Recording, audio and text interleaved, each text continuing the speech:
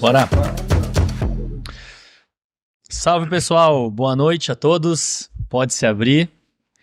Mais uma vez, né? Aqui hoje com o nosso amigo como co-host, né, William? Um formato novo que a gente está lançando. Isso. Jean Dalazen. Show de bola. Meu amigo Jean. Muito bom. Muito bom. E o nosso convidado especial de hoje, né? Lori Krizel. Exatamente, um prazer estar aqui. Fico muito contente com o convite. Sei que vocês têm uma super curadoria aí pelos tópicos que trazem para a audiência de vocês. Fico muito feliz pelo convite. Obrigado. Nossa, agradeço. Muito obrigado. Eu também. Feliz aí de ser o co-host aí, né? E responsabilidade, né? Vamos umas perguntas legais. Vamos ver como é que vai ser isso.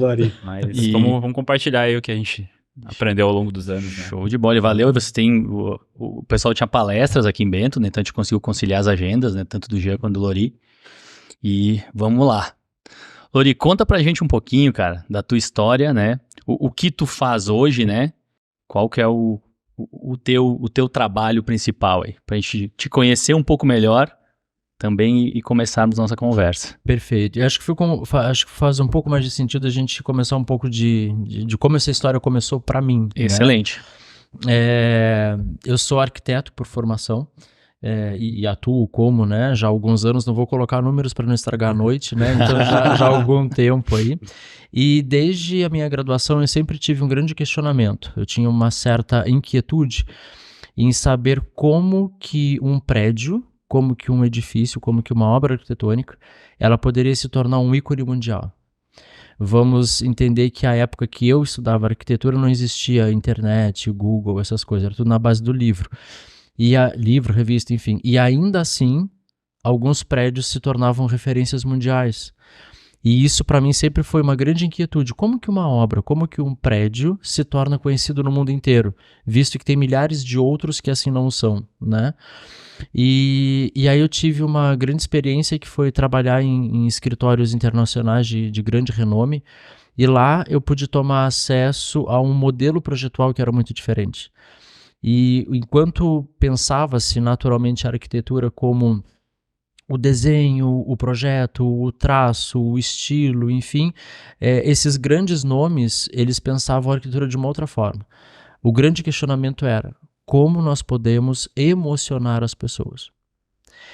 E aí, então, os prédios se conectavam naturalmente com as pessoas, porque ele era feito, ele era projetado, idealizado, pensado para tocar no humano, e não pela plasticidade do prédio, pela funcionalidade do prédio. Em paralelo com essas dinâmicas, justamente por onde eu estava e da forma como eu estava, isso foram abrindo portas para que eu pudesse ter essa mesma experiência em outros grandes escritórios. E em paralelo começou a acontecer um grande fenômeno que foi a chegada da neurociência como uma ciência de base, chegando em diversas áreas, e uma delas era a arquitetura. E aí houve um grande conciliar ali de saberes naquele momento que chegou até mim e se tornou a minha vida de lá para cá. Então hoje eu trabalho basicamente com algo chamado neuroarquitetura, que por uma aglutinação linguística a gente está falando de neurociência aplicada à arquitetura. Essa é a mesma aglutinação que a gente vê em outras áreas, né? Hoje fala-se muito sobre neuromarketing, neurobusiness, neurovendas, enfim, e na arquitetura de igual forma. A neurociência é chamada de ciência de base justamente porque ela forma um embasamento para qualquer outra área, ou seja, como que nós vamos entender o mecanismo de funcionamento do sistema nervoso do humano? Num papo mais coloquial assim como o nosso, como que o cérebro humano funciona e como que você pode tirar partido desse conhecimento para trazer algo qualificável a ele em diversas áreas, né?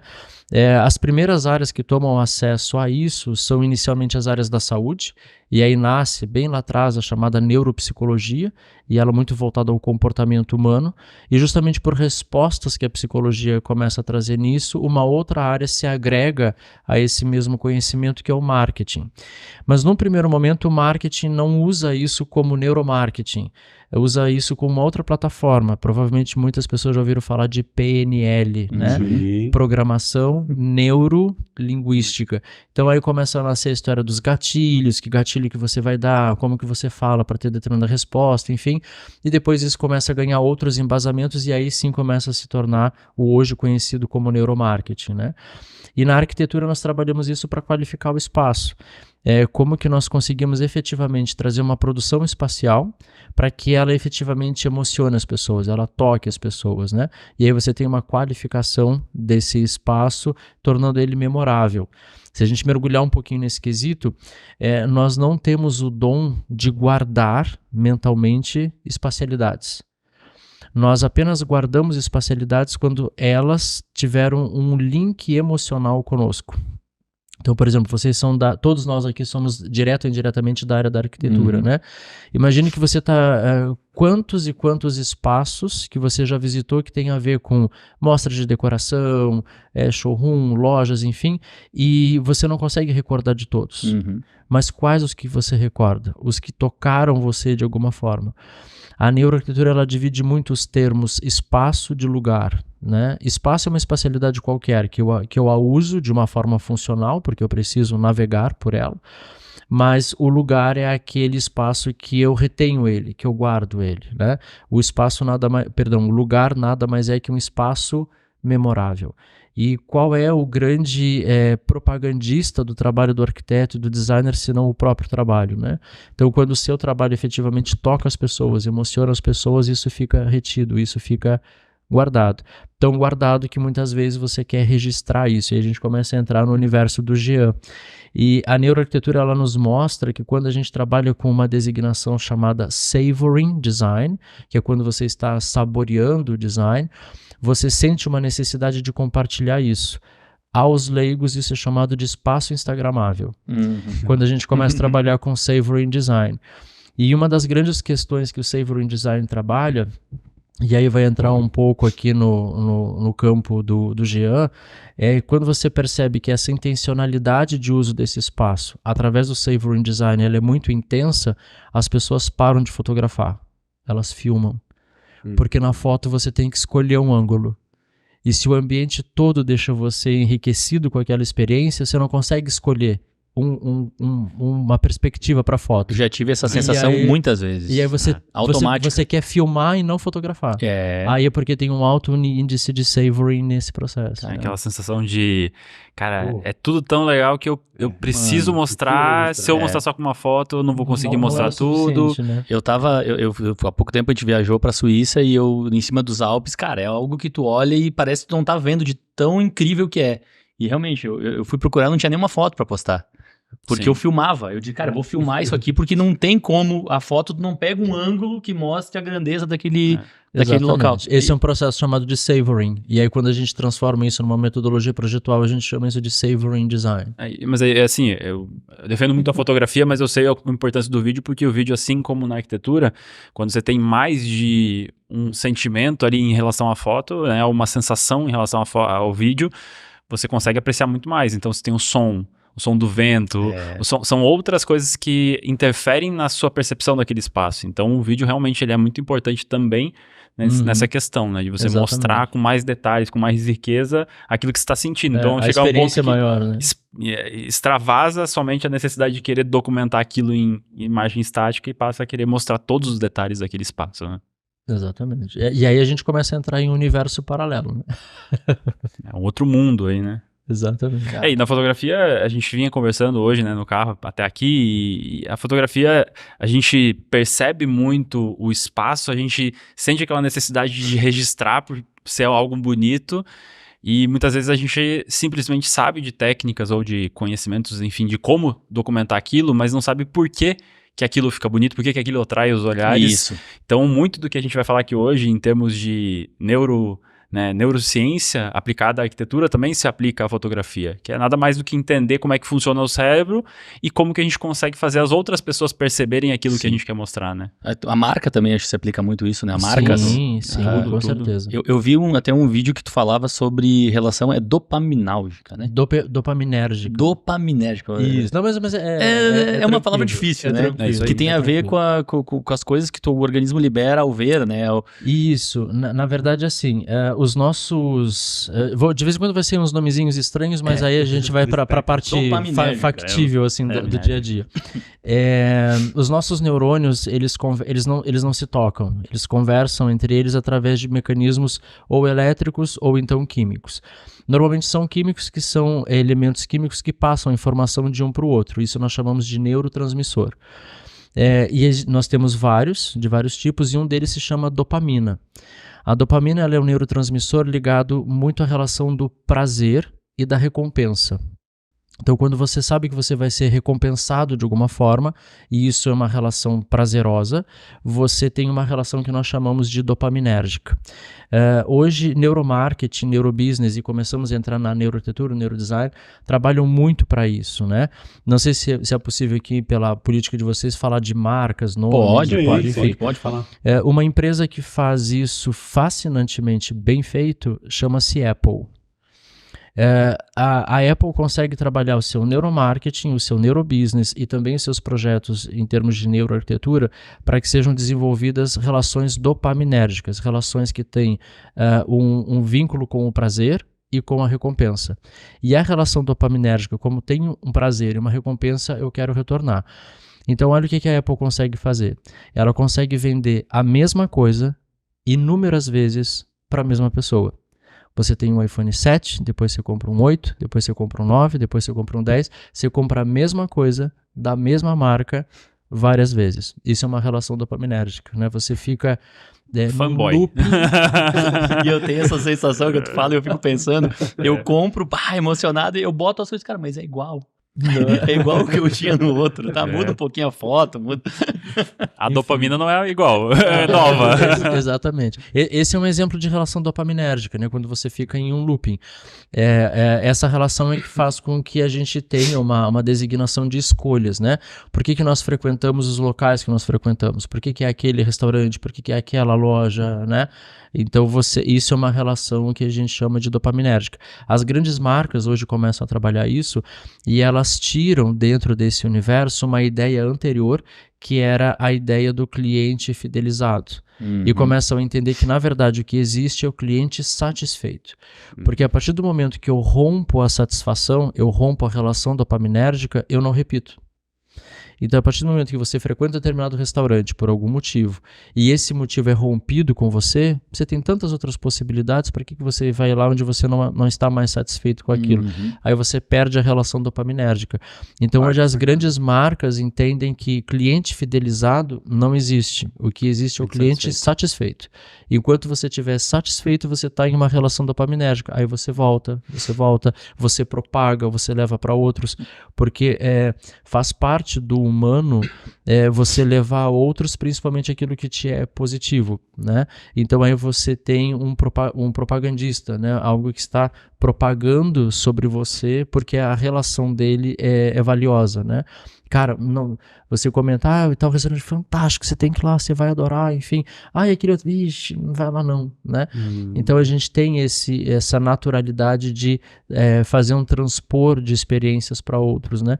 E aí as marcas entendem isso, que hoje quando você consegue trabalhar com relações dopaminérgicas, você tem, além de um cliente satisfeito e ele mesmo vai retornar, ele se torna um propagador dessa mesma relação. Promotor, né? E sabe que faz muito sentido, porque realmente eu já sobre esse pós-venda, digamos assim, me pergunto muito sobre o meu negócio, né? E tu falando, cara, olha que sacada. Muitas vezes tu é bem atendido, o produto é bom, o trabalho é legal, mas por algum motivo ou outro tu não volta. Tu, enfim, vai para um outro fornecedor que entrega parecido coisa, e tal, e não é por mal. Eu até me perguntei sobre esse processo, estou no processo da empresa hoje de implementar mais CRM, pós-venda, fazer, saber, esse trabalho mais, e cara, faz muito sentido, porque não adianta tu, sei lá, mandar um cartão de aniversário pro cara, se tu não cumpriu com o mínimo que você se comprometeu desde o início, né? E pensando sobre esse lado que ele falou. Que eu não vou arriscar aqui a palavra. Dopaminérgica. Pensando em suprir isso, né? Entregar isso. Sim. Exato. Mas essa a arquitetura também tem relação a isso, né? Tipo, a questão sensorial do ambiente, Sim, ele te traz exato. também essa dopamina, né? Sim. Então, Existem estudos também nesse sentido? Claro. Então, a neuroarquitetura ela está designada a isso, né? Não apenas a isso, mas a inúmeros outros elementos, né? Similar a isso, similar a esse conceito, por exemplo, do Savory Design que eu falei, a gente tem outros conceitos, por exemplo, um conceito chamado design salutogênico. O design salutogênico ele nasce no universo da saúde, onde começa a se perceber que o ambiente ele pode ser um partícipe no processo de cura.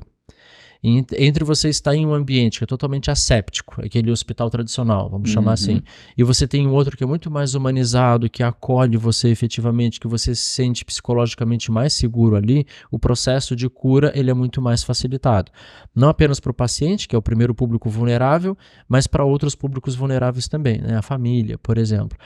Esse conceito que nasceu lá na saúde, amplamente utilizado, ele sai desse nicho, ele extrapola esse nicho e ele vai para outros nichos, como por exemplo hoje amplamente utilizado no mundo corporativo.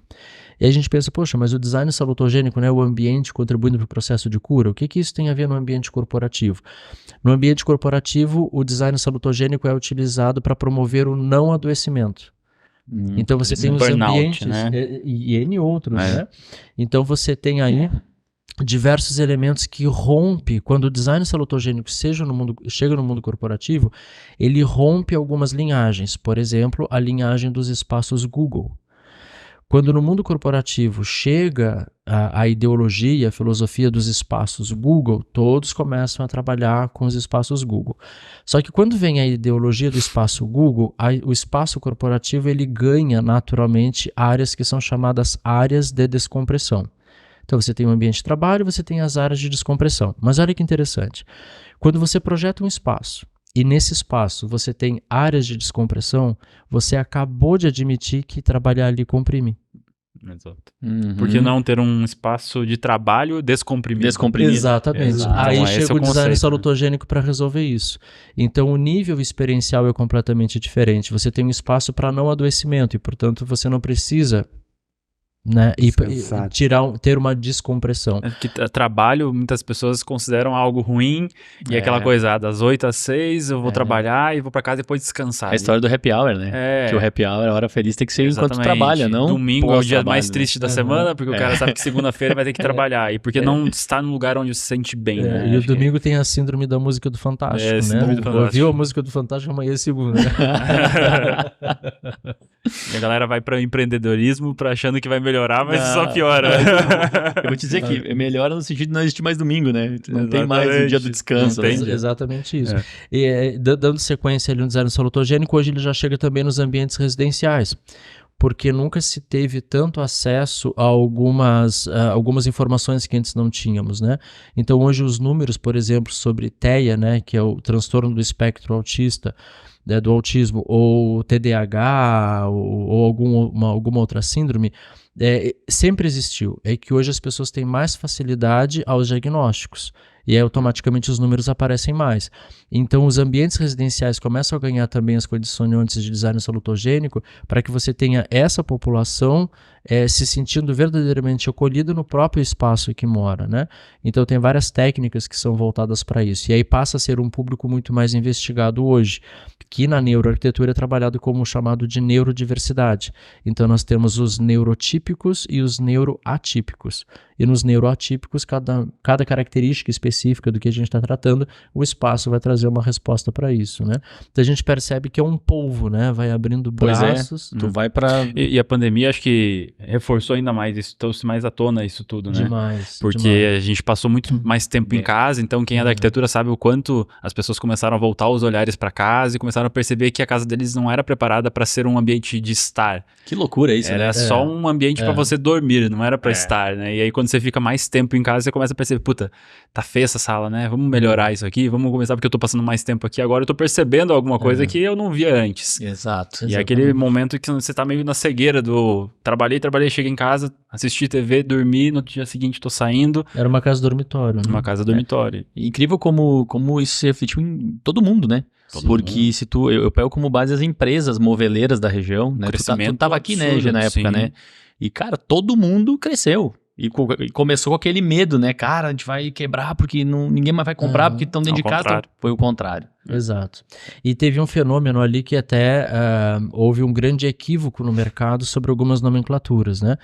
Quando chegou a pandemia, a gente passou por um confinamento compulsório, né? Fomos obrigados a ser confinados. As pessoas, como o Jean bem trouxe agora, começaram a conviver com uma casa diferente da casa que conviviam antes. Porque se instaurou naquele momento a obrigatoriedade de você ter que levar o trabalho para casa. Uhum. E ali aconteceu algo bem instigante nesses quesitos. Apesar de falar-se até hoje, né, que a partir da pandemia começou muito mais o movimento de home office, na verdade essa grande avalanche de adoecimentos que a gente teve é porque muitas pessoas não tinham, na verdade, o que a gente chama de home office. Elas tinham o chamado home working, o que é diferente. Porque no home office é quando você tem uma estrutura organizada para que você possa efetivamente ter um elo emocional de trabalhar em casa. Não quer dizer que você tenha que ter um escritório fechado, um ambiente fechado para isso, até pode ser. Mas você tem que ter a área, aquele espaço que é de você trabalhar. Aquele espaço que quando você olha para ele, putz, tem que responder os e-mails. Mas que quando você vira para o lado, não, agora eu vou ficar jogado no sofá. Então você cria um elo emocional com isso. Quando a pandemia chegou e as pessoas tiveram que pegar tudo que tinham no trabalho e levar para casa, a casa não estava preparada para isso. E isso não é um processo de home office, isso é um processo de home working. Então você trabalhava um pouco na mesa de jantar, um pouco na cozinha, um pouco na sala, um pouco em alguma bancada, e aí você não sabia mais o que era morar, o que era trabalhar, e aí você gera um adoecimento, porque você perde os vínculos de pertencimento com o lugar. Aí começa, essa casa não me serve, eu quero mudar daqui, mas é porque o processo emocional que aconteceu ali teve um link muito efetivo de você não ter efetivamente as emocionalidades separadas, né? Isso aí. Muito bom.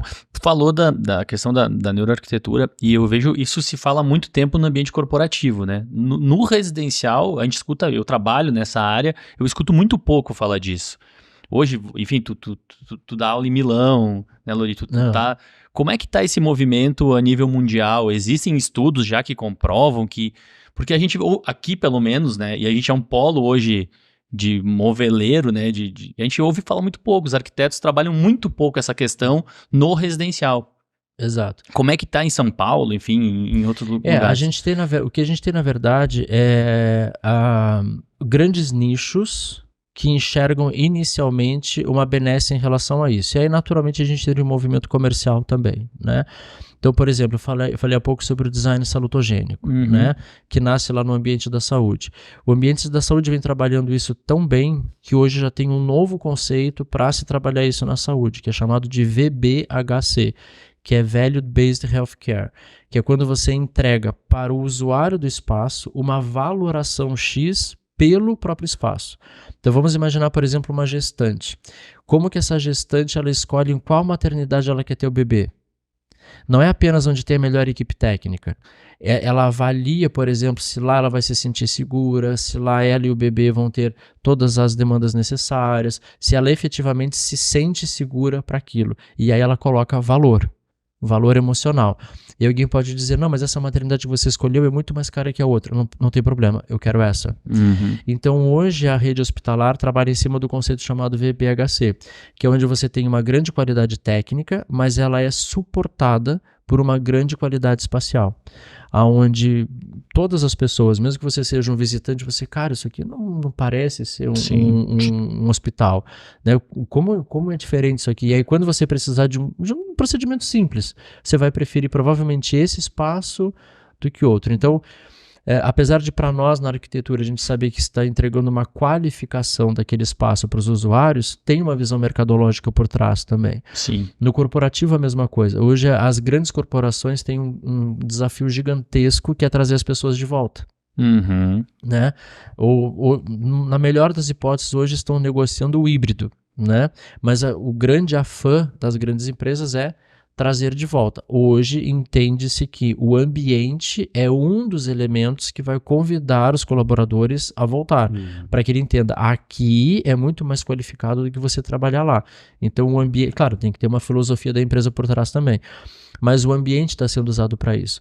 No residencial, que é um nicho que é relativamente novo isso, né? Não sei se eu tô falando besteira, na verdade em todos os nichos é relativamente novo. Mas eu digo porque assim, até te interrompendo, no corporativo eu trabalhei em grandes indústrias já, que tinha um conceito, vamos mudar para o espaço aberto, para que as pessoas se sintam, e isso já existe lá desde 2008, 2009, né? E no residencial isso ainda é muito novo. Né, esses conceitos. Acho que é um pouco por causa da pandemia, né? Que nem a gente estava falando.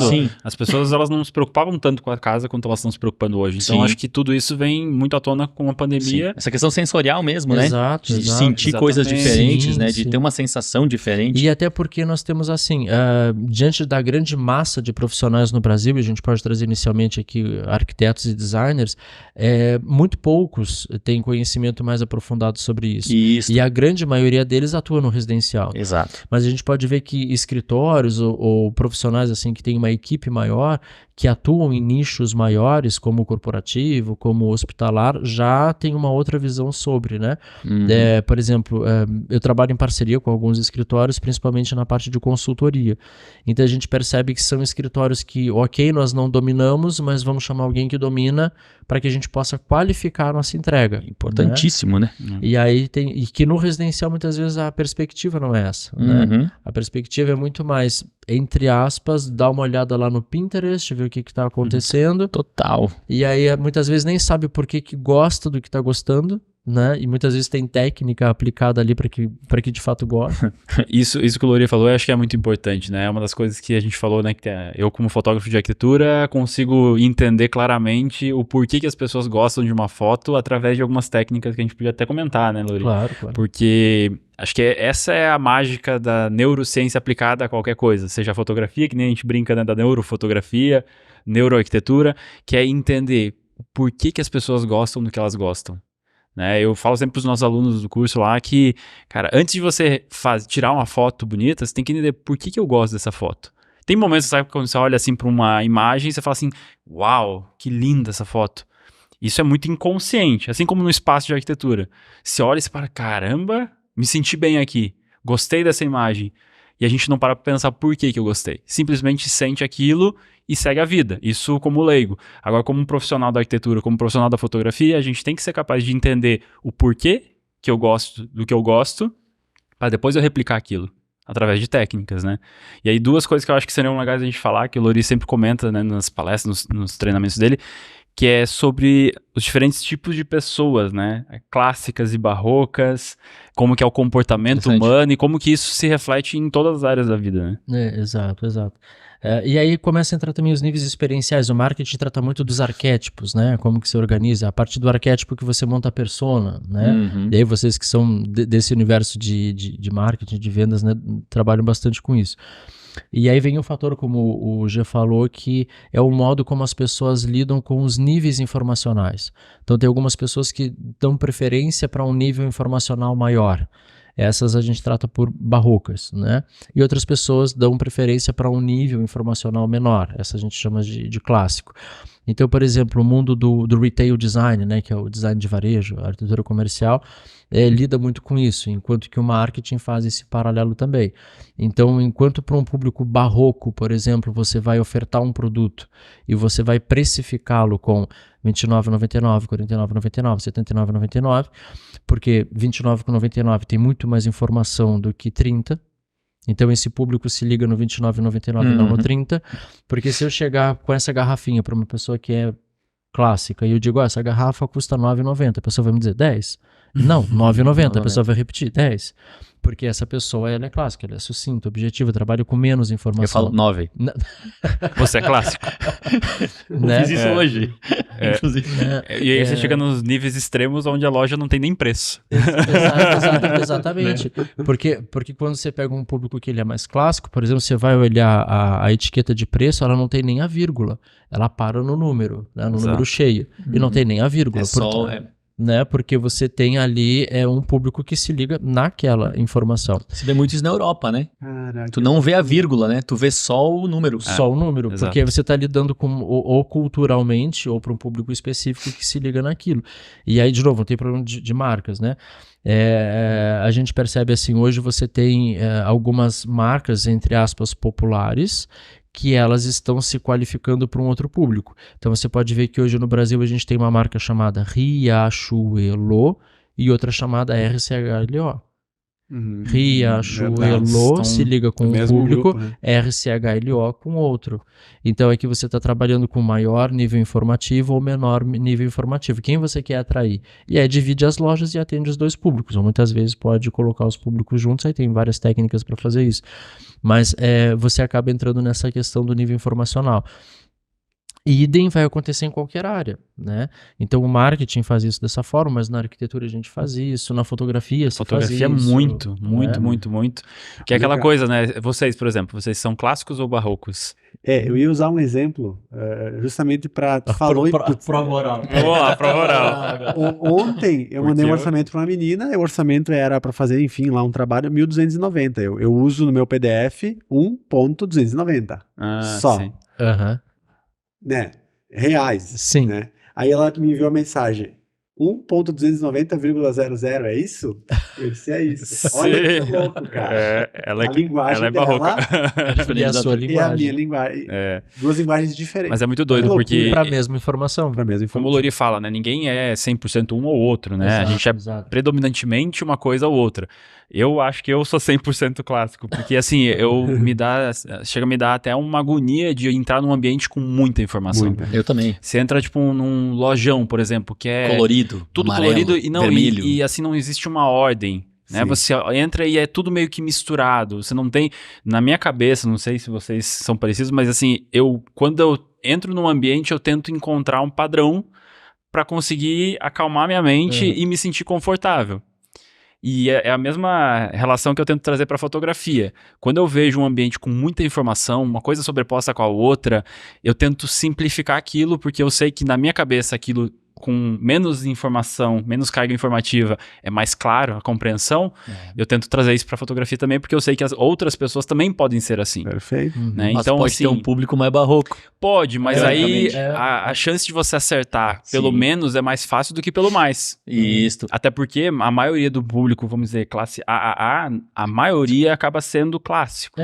Exato. Você vê Extra, né? marcas Os caríssimas não tem preço, ou tem um preço muito pequeno, ou Isso. pouca informação. É. Então você acaba indo para uma Em linha paralelo mais também tem clássica. algumas altas grifes que são bem abarrocados, né? Mas aí a gente entra um pouco no maximalismo, né? Sim. Que aí é uma outra pegada, que é e assim, aí- eu gosto de carga informativa, mas eu gosto de memórias. Sim. Então, eu já peguei fotos de um apartamento de um cliente que ele era podre de rico, só que ele tinha um porta-retrato de cada lugar que ele viajava. Imã de geladeira era infinitos na geladeira. Por quê? Porque ele gosta dessas memórias atreladas à quantidade de informação. Eu não E posso na estar carga falando besteira, informativa. mas tu pegar um jogador de futebol, por exemplo, ele se veste de forma totalmente barroca, digamos assim, porque ele teve um Já passado. mudou o vocabulário. Ele teve olha aí. pra não falar brega, né? Porque ele teve um passado, talvez não sei se tem ligação a isso. E aí você vai vendo algumas questões assim, por exemplo, vamos voltar para quem faz isso bem feito, né? Algumas marcas. Eu vou pegar uma assim que eu gosto de citar nas minhas aulas, porque fica visual para todo mundo, né? Se a gente pegar, por exemplo, uma marca de roupa, né? Vamos pegar aí a Ralph Lauren, a do cavalinho, né? Sim. Você vai ver que tem algumas roupas, vamos pegar uma coisa básica, uma camiseta, né? Você vai ver que tem algumas camisetas que tem um cavalinho e outras têm um cavalão. Verdade. Então, as pessoas que têm uma tendência mais clássica, elas vão se ligar no cavalinho. E quem é mais barroco, no cavalão. Mas quando vem essa coisa de não ser o 100%, o exemplo que eu gosto de dar é assim, de repente, eu posso ser uma pessoa tendencialmente clássica e vou me ligar no cavalinho. Mas de repente eu bato o olho numa camiseta que é cavalão e eu acho aquela camiseta linda. E aí eu penso assim, poxa, que camiseta legal para eu velejar, que camiseta legal para eu jogar tênis, Pra situação. que camiseta legal para eu ir no churrasco. Aí eu me projeto numa situação abarrocada, lá naquela situação abarrocada eu me permito um cavalão. Mas no dia a dia eu vou usar cavalinho. Ok. Então é nesse sentido que a gente não é 100%. Você tem uma predominância e em algum momento você pode ter uma leitura do outro lado, né? E a gente Isso volta é sempre legal. na questão de entender quem que é o nosso público, né? Quem que eu quero atender, né? É a mesma coisa que nem o Lori sempre comenta, né? Uma loja como a Apple. É para clássico ou para barroco? Clássico, Clássico. total. Clássico. Uma Casas Bahia, uma Mas Magazine Luiza. mas é as para um marcas público mais elas barroco. estão com uma linguagem agora mais, eu acho, global. Porque tu pega a própria Lacoste, que é uma marca que eu gosto, cara, agora tem uns jacarezão desse tamanho. Porque é justamente, mas é uma questão de necessidade de mercado, né? Atender os dois públicos. Todos os né? públicos. Então você atende um e atende outro. Ou algumas marcas se dividem. Eu dei o exemplo agora há pouco da Riachuelo, mas vamos pegar uma que faz isso muito bem, que faz essa divisão muito bem feita e muito nítida, né? Você pega uma Armani. Então quando você pega a Armani na alta costura, não tem absolutamente nada na roupa. E aí quem conhece sabe que é uma Armani. Pelo corte, pelo tecido, pelo design. Depois você pega a Geralzona, que é a Emporium Armani, que é a que mais tem. Aí aparece algum detalhezinho na gola, uma etiquetinha escondida aqui na costura, alguma coisa na gola atrás, Vai aumentando enfim. a carga informativa. né? Aí depois você pega uma Armani Jeans ou uma Armani Exchange. Aí toda a camiseta é um X, né, de Armani, a perna inteira da calça é um X. Então muda a loja, muda o produto, muda o público. Então eles atendem todos, mas cada um no seu quadrado. Né? Então as lojas se pegam modificam tudo. e os produtos se modificam para aquelas lojas para atender aquele público. Mas aí você é uma marca que está conversando com todo mundo, mas de acordo com a linguagem de cada Sim, público. Né? cada nicho. Você comentou da Lacoste, mas a Lacoste também tem o público do funk, que Pois é. cada vez mais vem popularizando É. e gostando de comprar coisas de Total. marca, então eles vêm É. trazendo também uma linguagem mais Ficando próxima. maior, jacaré. Exato, né? Então, assim, mas eu acho que o segredo... Tem umas camisetas agora com É. jacaré toda. E o segredo, acho que das marcas, é entender que eu não preciso vender só para um público. Eu Bacana. posso vender para mais pessoas. E aí você estrutura para cada uma delas. É. Eu peguei, por exemplo, um apartamento desse cliente maximalista, e aí qual que foi a nossa solução para não ficar um caos da fotografia? Foi criar padrões, que é uma das técnicas, né, de agrupamento. Então a gente pegou lá uma sala que ele tinha, sei lá, uns 300 funcos, aqueles bonequinhos, né? E para ele tinha aquela memória afetiva desses produtos e para ele, eu entrei, eu fiquei em pânico. Era uma loucura. Porque não tinha nenhuma lógica de tamanho, de padrão, de cor, de nada. Não tinha nenhuma ordem naquilo. Sim. Então, qual que foi a solução? A gente tirou tudo com o aval dele, né? E começamos a tentar encontrar a ordem. Eu e a arquiteta, né, que nos contratou. E aí a gente começou a encontrar a ordem, colocar tamanhos parecidos na mesma prateleira, aí cores diferentes, tipologias, né, personagens da Disney em um lugar, personagens da Marvel em outro. Começamos, mesmo com um excesso de informação, criar uma certa ordem, agrupamentos, para que mesmo quem não é barroco consiga se sentir confortável olhando para aquela imagem. Então é também uma forma da gente conseguir fazer isso. Aí entra um outro conceito que vem da neuro, que é a chamada neuroestética. A neuroestética é quando você usa algumas estratégias, como essa que o Jean usou, aonde você, nesse caso, né, mesmo que você não seja barroco, quando você entra nesse ambiente, você diz assim, ó, não teria isso na minha casa, mas tá bom. Aceitável. É Essa é uma aceitável. neuroestética. Sim, né? tipo assim, é bonito, mas não é do meu gosto. Exatamente. Eu posso não me apropriar. Eu não teria na minha casa, mas tá legal. Ou seja, você não vai, pô, nossa, o que é isso, né? Então tem técnica envolvida para que você acomode as informações sensórias para que eu, não vou me apropriar, mas não me incomoda também. Sim. Tá? Isso me faz lembrar, assim, por exemplo, tu vê um Audi azul, aquele azul que tá muito na moda. É um carro bonito pra caramba, né? Tem a Mercedes também, é um azul. A Eu BM. não compraria, perdão. Eu não compraria aquele azul. Mas eu olho e digo, cara, Bonito. Bonito, arrojado. até dá pra pensar, talvez, né? Mas Mas na hora de pagar... Exato. É tipo um amarelo, se for uma Lamborghini, vai, né? Não, mas Então é isso. interessante. Falando de cores, eu ia perguntar, tu falou que a neurociência ela vira um polvo, né? Porque vai Sim, para todos os sim. lados. As cores também, né? Tem uma explicação. Antigamente se falava de Feng Shui e outras, enfim, técnicas, né? A questão, tu falou do hospital, do verde, de usar em hospital. Tu vê que todas as marcas ligadas à saúde usam verde, né? Qual a ligação disso? É interessante, das cores com a neurociência. O elemento cor, em termos de neurociência, ainda é um terreno um pouquinho arenoso, porque a gente tem um processo interno chamado de qualia, que é a qualificação que nós damos para cada coisa. E aí você entra muito na unicidade de cada um de nós, né? Então a cor é um terreno um pouquinho arenoso. Mas existem alguns paralelos que vêm de áreas chamadas de psicologia das cores e psicodinâmica das cores, onde você consegue fazer uma interpolação que a gente chama de associativa, né? É quando nós associamos determinado padrão de colorimetria com algumas sensações que isso pode provocar. Mas tem estudos sobre isso? Tem especificamente. Nessas duas áreas, que é psicologia das cores e psicodinâmica das cores, tem vastos materiais a respeito disso, inclusive quadros indicativos, né? Quando você quer promover esse tipo de emocionalidade, você usa esse tipo de cor, porque promove. No campo da neurociência, porque a neurociência, por ser um campo científico, tem que ter um embasamento científico por trás. Tá. Então, tem vários estudos em andamento, mas não tem nenhum martelo batido temporariamente, mas isso muda a qualquer momento, né?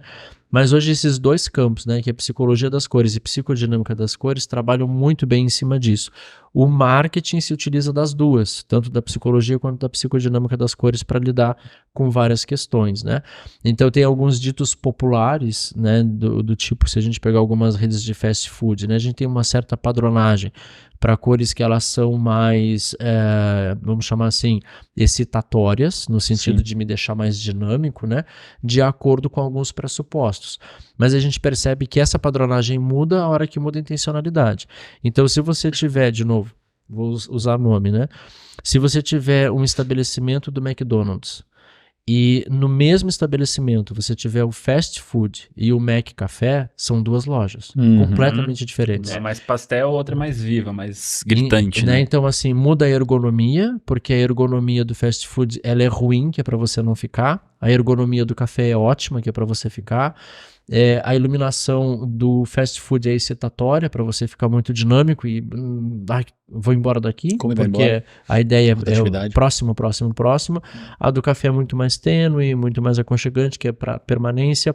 O tipo de música é diferente, a odorização é diferente. No Mac Café você não sente cheiro de bacon, no outro você só sente cheiro de bacon. Então, os estímulos todos mudam de acordo com a minha intencionalidade de comportamento, né? O que vai ditar é o comportamento. Tanto que quando tem-se um dito, né, de que quando houve aquela grande promulgação nos Estados Unidos, né, que a população estava ficando extremamente obesa e etc. O McDonald's foi o primeiro, entre aspas, a vestir a carapuça e aí trouxe o Mac Café. Então hoje, quando você chega num estabelecimento McDonald's, e aí mudaram toda a estratégia de marketing deles, quando você chega hoje no McDonald's, você pede lá o Big Ultra Power Blaster Lanche porque você quer, porque no cardápio tem maçã. Quem pediu o seu hambúrguer foi você. Eu tenho maçã, eu tenho saladinha para te vender se você quiser. Mas, né? Sim. Então, mudam as estratégias de acordo com o que você quer jogar para o marketing. Tira aquela carga de culpa. Exatamente. Né? Da Porque a pessoa obesidade, não né? relaciona a salada com o McDonald's, né? Não é? Mas eles têm a possibilidade agora. E aí você pode ver assim, por exemplo, né? Você pega qualquer aplicativo de entrega de comida, né? A gente pode pensar em qualquer um. O aplicativo tem cara de lanche. O aplicativo é desenhado para dar fome. O chamado UX, né, que é o User Experience, a experiência de uso do aplicativo, é para te dar fome. Sim, mas se você entrar... Pensei no iFood agora automaticamente. Né, mas... redondo, color vermelho. Exato. Aí chamativo. se você entra no aplicativo, a não ser que você seja uma pessoa de fato voltada para isso, né? Mas é difícil você buscar a saladinha, né? Então, mas claro, pessoas e pessoas, mas as pessoas que são habituadas a isso vão lá e vão buscar a salada, mas na maioria maciça ele é feito para contribuir com o seu processo de consumo de comida. Porque para o nosso cérebro, efetivamente, quanto menor for o meu esforço, maior. Maior a minha tendência comportamental, né? O neurovendas, o campo da neurovendas, ela trabalha com isso, né? Então, a hora que eu tenho um processo facilitatório, eu abro mão da racionalidade pela facilitação. Então, por exemplo, você chega num cinema, aí você vai, sei lá, uma rede tipo Cinemark, mas qualquer um, né? Quando você chega lá, você vai comprar pipoca para assistir ao filme. Então, quando você olha o valor da pipoca, vou dar um chute, eu tô bem desatualizado com o cinema, mas assim, você olha lá o preço da pipoca, aí tá, sei lá, R$25 a pipoca. Aí, racionalmente, cara, R$25 um potinho de pipoca. Aí, do lado, tem a pipoca extra grande por 27. Você esquece que 25 é caro Foda, né? e você vai pra extra grande de 27. Essa hora que a gente olha e fala assim, a gente já passava pra trás sem perceber. Eu tô muitas vezes. sempre fudido. Então, porque assim, porque a hora que tem um processo facilitatório, ou seja, por R$2 eu vou comer o dobro de pipoca, você esquece que 25 entre aspas, é caro pela pipoca. Vou contar uma história depois que tu me fez eu lembrar de domingo. Mas o mesmo acontece ao contrário, né? Quando você apresenta, às vezes, um valor muito alto e depois você quebra isso para um valor mais aceitável. O que era antes caro, por conta de uma comparação, acaba sendo mais aceitável. Ah, você vê um carro lá, R$350 mil. Aí você vai... 220. Ou você vai do lado e tem um outro parecido que é 150. Você fala, pô, 150 é aceitável. Mas 150 ainda é caro, muitas vezes. E aí você olha... Por exemplo, pouco domingo eu tinha um aniversário e eu fui numa loja, né, que tava aberta no domingo, comprar uma roupa. Cara, comprar uma camiseta de presente. Aí comecei a olhar os valores da camiseta. Não, mas a Black Friday, se tu comprar 4 peças, tem 20% de desconto. Aí eu, porra, 4 peças. Aí, pô, não sei o que. Aí faltou uma peça. Falei pra mulher, pô, escolhe mais uma coisa. Eu comprei uma bolsa de R$700. Em resumo, deu uma paulada. Eu falei, caralho, devia ter comprado só a camiseta. E os 20% não tem a ver, me induziram a comprar tudo. Eu só me toquei no final. Quando eu saí da loja com a sacola, falei, caralho, era 180 a camiseta. Exatamente. Que é a política que naturalmente, independente de Black Friday, é utilizada, por exemplo, nos outlets nos Estados Unidos. Porque você está em uma loja, aí você compra um produto e você paga. Quando você paga, junto com a sua nota fiscal, vem um cupom de 20% de desconto em outra compra em qualquer outra loja. Cashback, eu tô Aí fudido você sempre. vai para outra para vou botar fora 20%. Aí você, né? Mas você tá ganhando 20%, mas de uma coisa que você nem ia comprar. Né? Então é um processo que... Os descontos cumulativos, né? Aí vai para dopamina. Eu acho que vocês trabalham, não sei se vocês trabalham com digital também, né? Sim. Os downsell, upsell e tal. Exatamente. Um infoproduto, tu comprou, mas já tá ali no fechando e tal. Não, mas por mais R$19,90, por mais R$49, tem esse PDF aqui que vai resolver, não sei o que lá. A probabilidade de você comprar de alguém que você já comprou uma vez é maior do que comprar alguém que você nunca ouviu falar na vida. Então você já tá ali no momento da compra, né? O Caíto Maia, ele fala muito, né, sobre... Ele é dono da Chili Beans e tal, ele falava muito sobre a importância do balcão e dos produtos que estão dispostos no balcão. Não, acho que não foi o Caíto Maia. Foi o da Reserva. Ele falava sobre o posicionamento dos produtos no balcão, era a área onde eles mais vendiam e aumentavam o ticket médio de compra de um produto. Do mercado, né? O balcão era a hora que ele era bem atendido, ele, pô, e aí, gostou, tá feliz com a compra e tal, chegava ali, eles falavam, olha, tem isso aqui também, então todos os produtos dispostos ali a ponto da pessoa dar o próximo passo, porque eu já dei o primeiro, eu já tô ali pagando, pô, tem isso aqui, então outras possibilidades de comprar. E tu sabe que vocês falaram sobre eleva o preço lá em cima, né, começa, oferece, né, eu acho que tu usa muito isso também, acredito na fotografia, por exemplo, tu oferece 3 pacotes pro cliente de casamento, sei lá, um de 12, um de 10 e um de 8, né, automaticamente tu induz o cliente a levar o do meio, né. A gente faz assim, usa. Sim. Tu entrega um valor. Esse 12, na verdade, tem que ser uns 14. 14, 10 e 8. Opa, 8 para 10 é pouco, cara. Mas eu recebo muito mais. 14 é um pouco longe. Até posso comprar, mas restringe um pouco. Então tu vende o de 10, que é o que tu quer vender. Exatamente. Digamos aí. Na fotografia se usa muito isso hoje, né? Na verdade, a Neurovendas trabalha com isso. Quando você entra em um site de venda de produtos, serviços, principalmente serviços, né? E aí tem os pacotes, além de ter ali, normalmente o segundo, né? Diz assim em cima, o mais vendido, né? O mais popular, enfim. E aí aparece todos os benefícios cortadinhos, né? Aí por que se usa aquela técnica de escrever e cortar? Então você tem um básico que tem 2, 3 itens, e aí você tem um médio e um maior, e aí o maior tem uma lista gigante. E a mesma lista aparece em todos, mas ela aparece cortada. Justamente pela questão de favorecer o processo da escolha. Muita gente nem lê, a gente só vê a quantidade de informações que tem ali.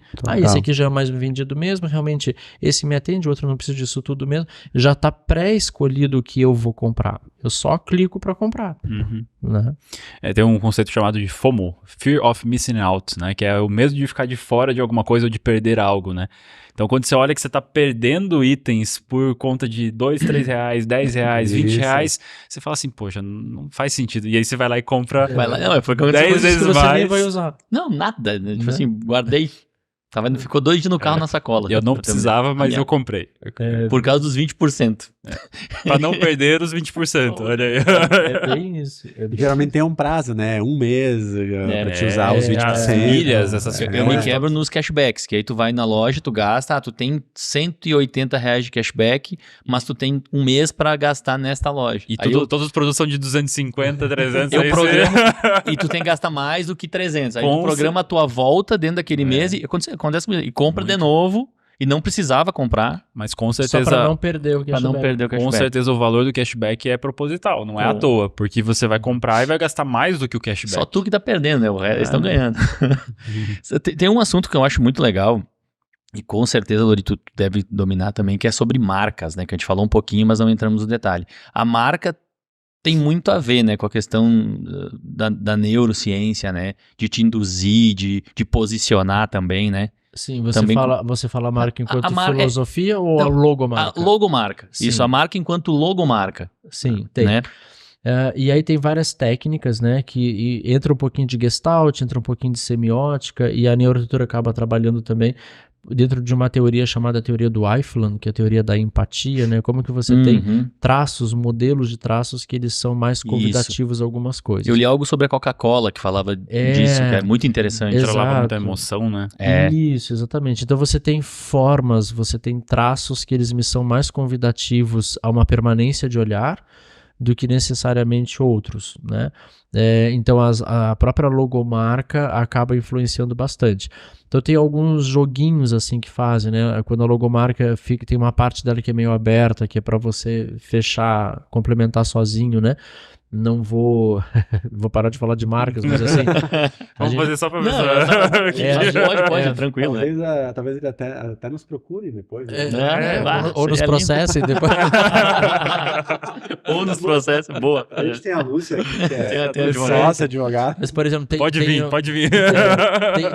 Por exemplo, tem uma técnica chamada de singularidade, né? A singularidade é uma técnica quando você usa elementos circulares. Os elementos circulares, eles são extremamente pontos focais, né? Toda vez que você vê elementos circulares, porque para nós, geometricamente, é uma forma que não tem início nem fim. Então, geometricamente, ela é atrativa por natureza. Então, toda vez que aparecer um círculo, esse elemento ele é muito atrativo. E aí a gente pode potencializar essa técnica chamada singularidade abrindo esse círculo. Porque como o nosso campo cognitivo não tem registro de círculo aberto, porque para nós o círculo ele é fechado, naturalmente a gente fecha. E aí quando a gente faz isso, a gente entra em um processo vicioso, mas vicioso não no sentido pejorativo da palavra. Vicioso porque eu gosto de fazer aquilo, eu gosto daquela brincadeira, né? Então a gente, por exemplo, vê marcas de cervejas que são circulares, mas não fecham.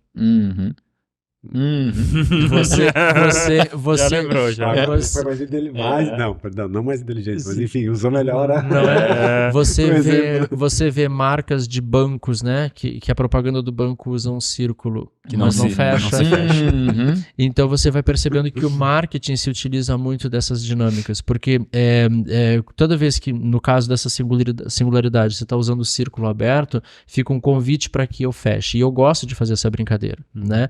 Eu gosto de ir ali e finalizar alguma coisa. E dessa forma a marca fica mais marcante, né? A marca fica mais marcante, né? Você memoriza muito mais, se conecta muito mais, né?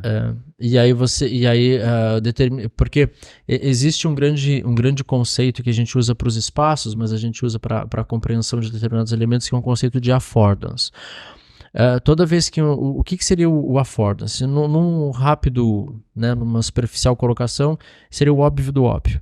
Então, por exemplo, eu olho para essa xícara, sei que é uma xícara, para tomar água, café, uma sopa, enfim, eu vou tomar algum líquido com a xícara. Xícara é xícara. Então, tem muito affordance nesse elemento. Então, eu olho e identifiquei claramente o que é. Tem determinados elementos que não têm affordance. Então, quando você olha para um objeto e você faz assim, mas o que é isso? E aí eu digo para você, isso é tal coisa, mas como é que usa? Para que serve? Para que serve? Então não tem affordance. Ou seja, eu não tenho uma inteligibilidade sobre aquele elemento. As logomarcas vão trabalhar mais ou menos assim também. Então, de vez em quando você vê umas logomarcas que são tão elaboradas que você nem sabe do que se trata. E outras de cara você já identifica o que é, que tipo de produto vai ser. Então essas têm um link muito maior, porque como tem affordance, eu me linko mais a isso. No ambiente vai acontecer a mesma coisa, né? Indo para o campo agora da neuroarquitetura. Espaços que você tem uma navegabilidade melhor, aquele espaço que você entra assim, cara, eu gosto de vir aqui. Eu nem sei porquê, mas eu gosto de vir aqui, né? Eu simplesmente uso, eu entro em flow dentro desse espaço. Intuitivamente eu uso isso, né? Em outros ambientes, vocês assim, cara, toda vez que eu vou lá parece que eu me perco, é meio confuso, não sei se eu vou pra cá, eu nunca acho as coisas lá dentro, não tem affordance. Então você tende a rejeitar o que não tem affordance e gerar mais pertencimento ao que tem, né? E aí o logotipo vai fazer a mesma coisa, né? Quando você favorece a leitura e essa leitura ela é mais facilitada, eu tenho um link muito maior. O próprio nome, né? Nomes mais curtos, mais fáceis de falar, então isso pega muito mais, né? Show. Luri, uma pergunta só também, aproveitando aqui. Você comentou que você começou na arquitetura nessa coisa de tentar entender como que os projetos, eles, né, viravam ícones aí no mundo, né? E como que surgiu a neurociência aplicada à arquitetura nesse universo, no seu escritório? Como que você começou a ensinar isso também, né? Hoje você é uma das referências nisso no Brasil, né? Se não há referência, a grande referência nesse universo, como é que surgiu tudo isso? Bom, em termos de neurociência, chegando a diversas áreas, né? Isso começa no finalzinho da década de 1960, 69. É instaurada a Society for Neuroscience nos Estados Unidos. E aí a neurociência começa a ser promulgada mundialmente, né? A chegada na arquitetura ela vai acontecer de uma forma oficial em 2003. Em 2003 a gente tem a inauguração da ANFA, que já em português é a Academia de Neurociência para Arquitetura, ela fica em San Diego, na Califórnia. Porque, obviamente, quando nasce a academia, porque havia uma necessidade de que ela nascesse, né? Porque já há muitas décadas a arquitetura ela abraçou uma área chamada psicologia ambiental, que é entender como que a psique do humano reage a determinadas experiências ambientais e, portanto, dá uma deflagração comportamental a partir disso, né? Então, quando chega a neurociência e começa a entrar no mundo da arquitetura e pesquisas começam a ser feitas, a ANFA nasce com o propósito de gerar uma ponte, né, entre neurocientistas e arquitetos. Tanto que em 2022, ano passado, a ANFA ela fez uma espécie de uma lista mundial de países que vêm trabalhando neuroarquitetura de uma forma muito séria, fidedigna, embasada realmente no conhecimento como deve ser. O Brasil entra nessa lista e honrosamente eu sou convidado para presidir a ANFA aqui no Brasil, né? Que eles abrem os chamados chapters, e aí eu junto com uma grande colega e amiga que é a Andréia de Paiva, também pesquisadora na área, nós fomos convidados, né? Eu assumi como presidente, ela como vice-presidente da ANFA. Mas isso acontece comigo lá em 2004, um pouquinho depois da chegada da ANFA, que é quando eu estou passando por essa jornada fora do país, enfim. E quando eu retorno ao Brasil, eu já retorno com isso muito, muito incorporado, né? E aí começa toda uma linhagem profissional minha. Eu sempre tive muito claro que eu teria um pé na academia, que é o ensino, e outro pé no mercado de trabalho. Até pela experiência que eu sempre tive no própria aprendizagem de arquitetura, eu sempre tive um link muito forte com professores que eram arquitetos de mercado, né? Porque eu entendia que a perspectiva era diferente, né, do que apenas um teórico. Então, meu caminho foi um pouco por isso. Nessa jornada do mercado em si, então eu estou desde 2000, né, nessa atuação aí, fazendo agora 24 anos de profissão, acabei, estragou a noite agora, isso foi tudo. E, enfim, então hoje eu resido no Paraná, Mas o meu escritório ele tem alguns hubs com outros escritórios, né? Lá em São Paulo, onde você está, com uma grande parceria com a KMX, em Brasília uma parceria com a Spirale, também com o Instituto de Design Biofílico, aqui na Serra Gaúcha ali com o Estúdio Menin, com o André, né? Com a parceria que a gente tem aqui. Então tem alguns vínculos, né? De outras formas, mas eu digo que o meu CEP está no Paraná, mas eu fico muito mais rodando do que qualquer outra coisa. Na área de ensino, hoje, né, eu me dedico exclusivamente à pós-graduação, né, por um bom tempo eu ficava na graduação e na pós-graduação, hoje eu me dedico só à pós-graduação, e aí coordeno numa instituição chamada IPOG, que tem sede em Goiânia, eu coordeno vários cursos, na verdade todos os cursos que são nas áreas de arquitetura, design, iluminação, e um deles é um Master em Neuroarquitetura, e aí ele acontece a nível Brasil, né, o IPOG tá no Brasil inteiro. Também sou professor oficial de neuroarquitetura no Instituto Politécnico de Milão, que na área de arquitetura é a maior referência do mundo que a gente tem de ensino. Então hoje eu tenho esses dois mecanismos assim, né? Esses escritórios todos que eu passei no exterior, eu consegui manter, felizmente, né, as portas abertas, os vínculos, né, ainda ativos, então sempre acontece de um retorno, seja como uma visita, mera visita, passei para matar saudade, seja para algo mais profissional. No mês de julho desse ano, eu fui para a Itália, né, para o Politécnico, para ministrar aula. E aí fui também de lá para Londres a convite do escritório Norman Foster & Partners, né, que é o escritório, que hoje é o maior escritório de arquitetura do mundo, né, é o Norman Foster que assina os projetos da Apple, por exemplo, desde 2016. Caramba. A sede que fica em Londres, né, só na sede são 1.300 arquitetos, então isso não é um escritório, isso é uma fábrica, né? É uma coisa assim, é surreal. É surreal. São prédios e prédios de... o conglomerado, o escritório é um conglomerado de 7 prédios, né? São 1.300 arquitetos eu trabalhando. Eu também arrepiei, velho. Que loucura, cara. E eu fui estagiário lá há 20 anos atrás, né? Fui trainee, enfim, e continuei tendo vínculo com eles. E aí, né, os conhecidos sabiam que eu estaria indo para a Itália, então vem para cá e faz um workshop com a gente, né? E aí eu fiz um workshop de 2 dias lá com eles e tal. Então, acaba... esse momento para mim ele foi muito especial, assim, pessoalmente, porque eu fui estagiário lá, eu tive vínculo, eu já voltei ao escritório inúmeras vezes, muitas vezes entre aspas, passeio, né? Tô em Londres, aí vou lá para, né, rever algumas pessoas, enfim.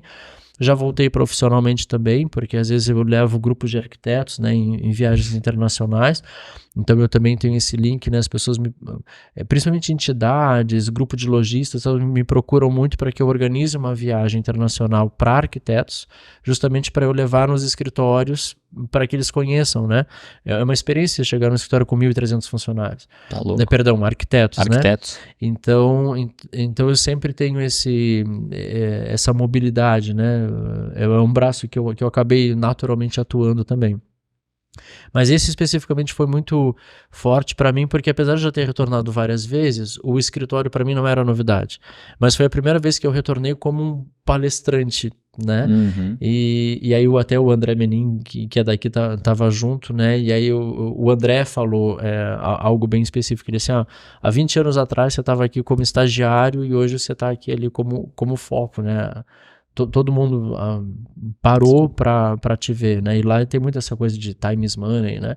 Então, realmente, quando param para algo é porque realmente faz era muito algo sentido, importante, né? Importante. Então, enfim, minha trajetória tá um pouco por aí, né? Legal. Muito bom. Tu falou antes, no momento que a gente tinha pausado, do Master que tu aplica em Goiânia, né?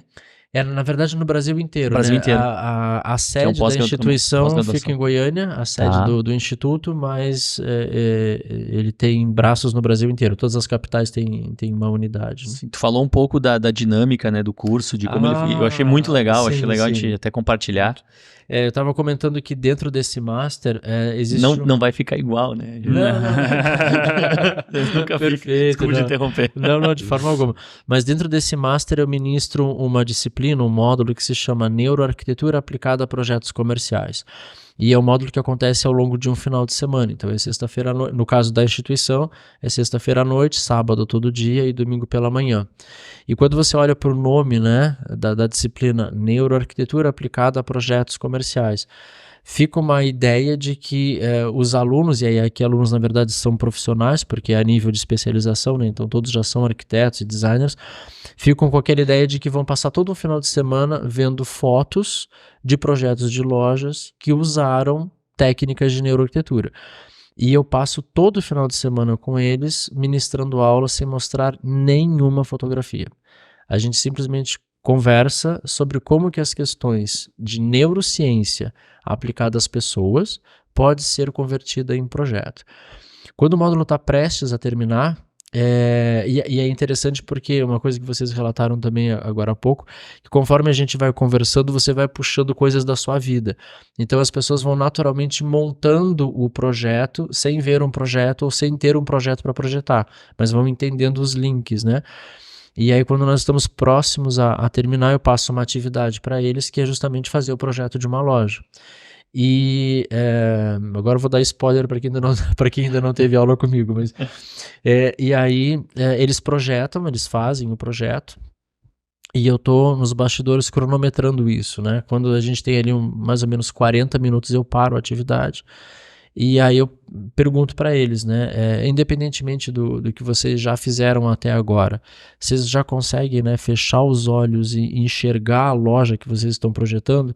E todos dizem que sim, não, tá pronto na minha cabeça, já sei até que música a gente vai usar, os materiais, a composição e tal.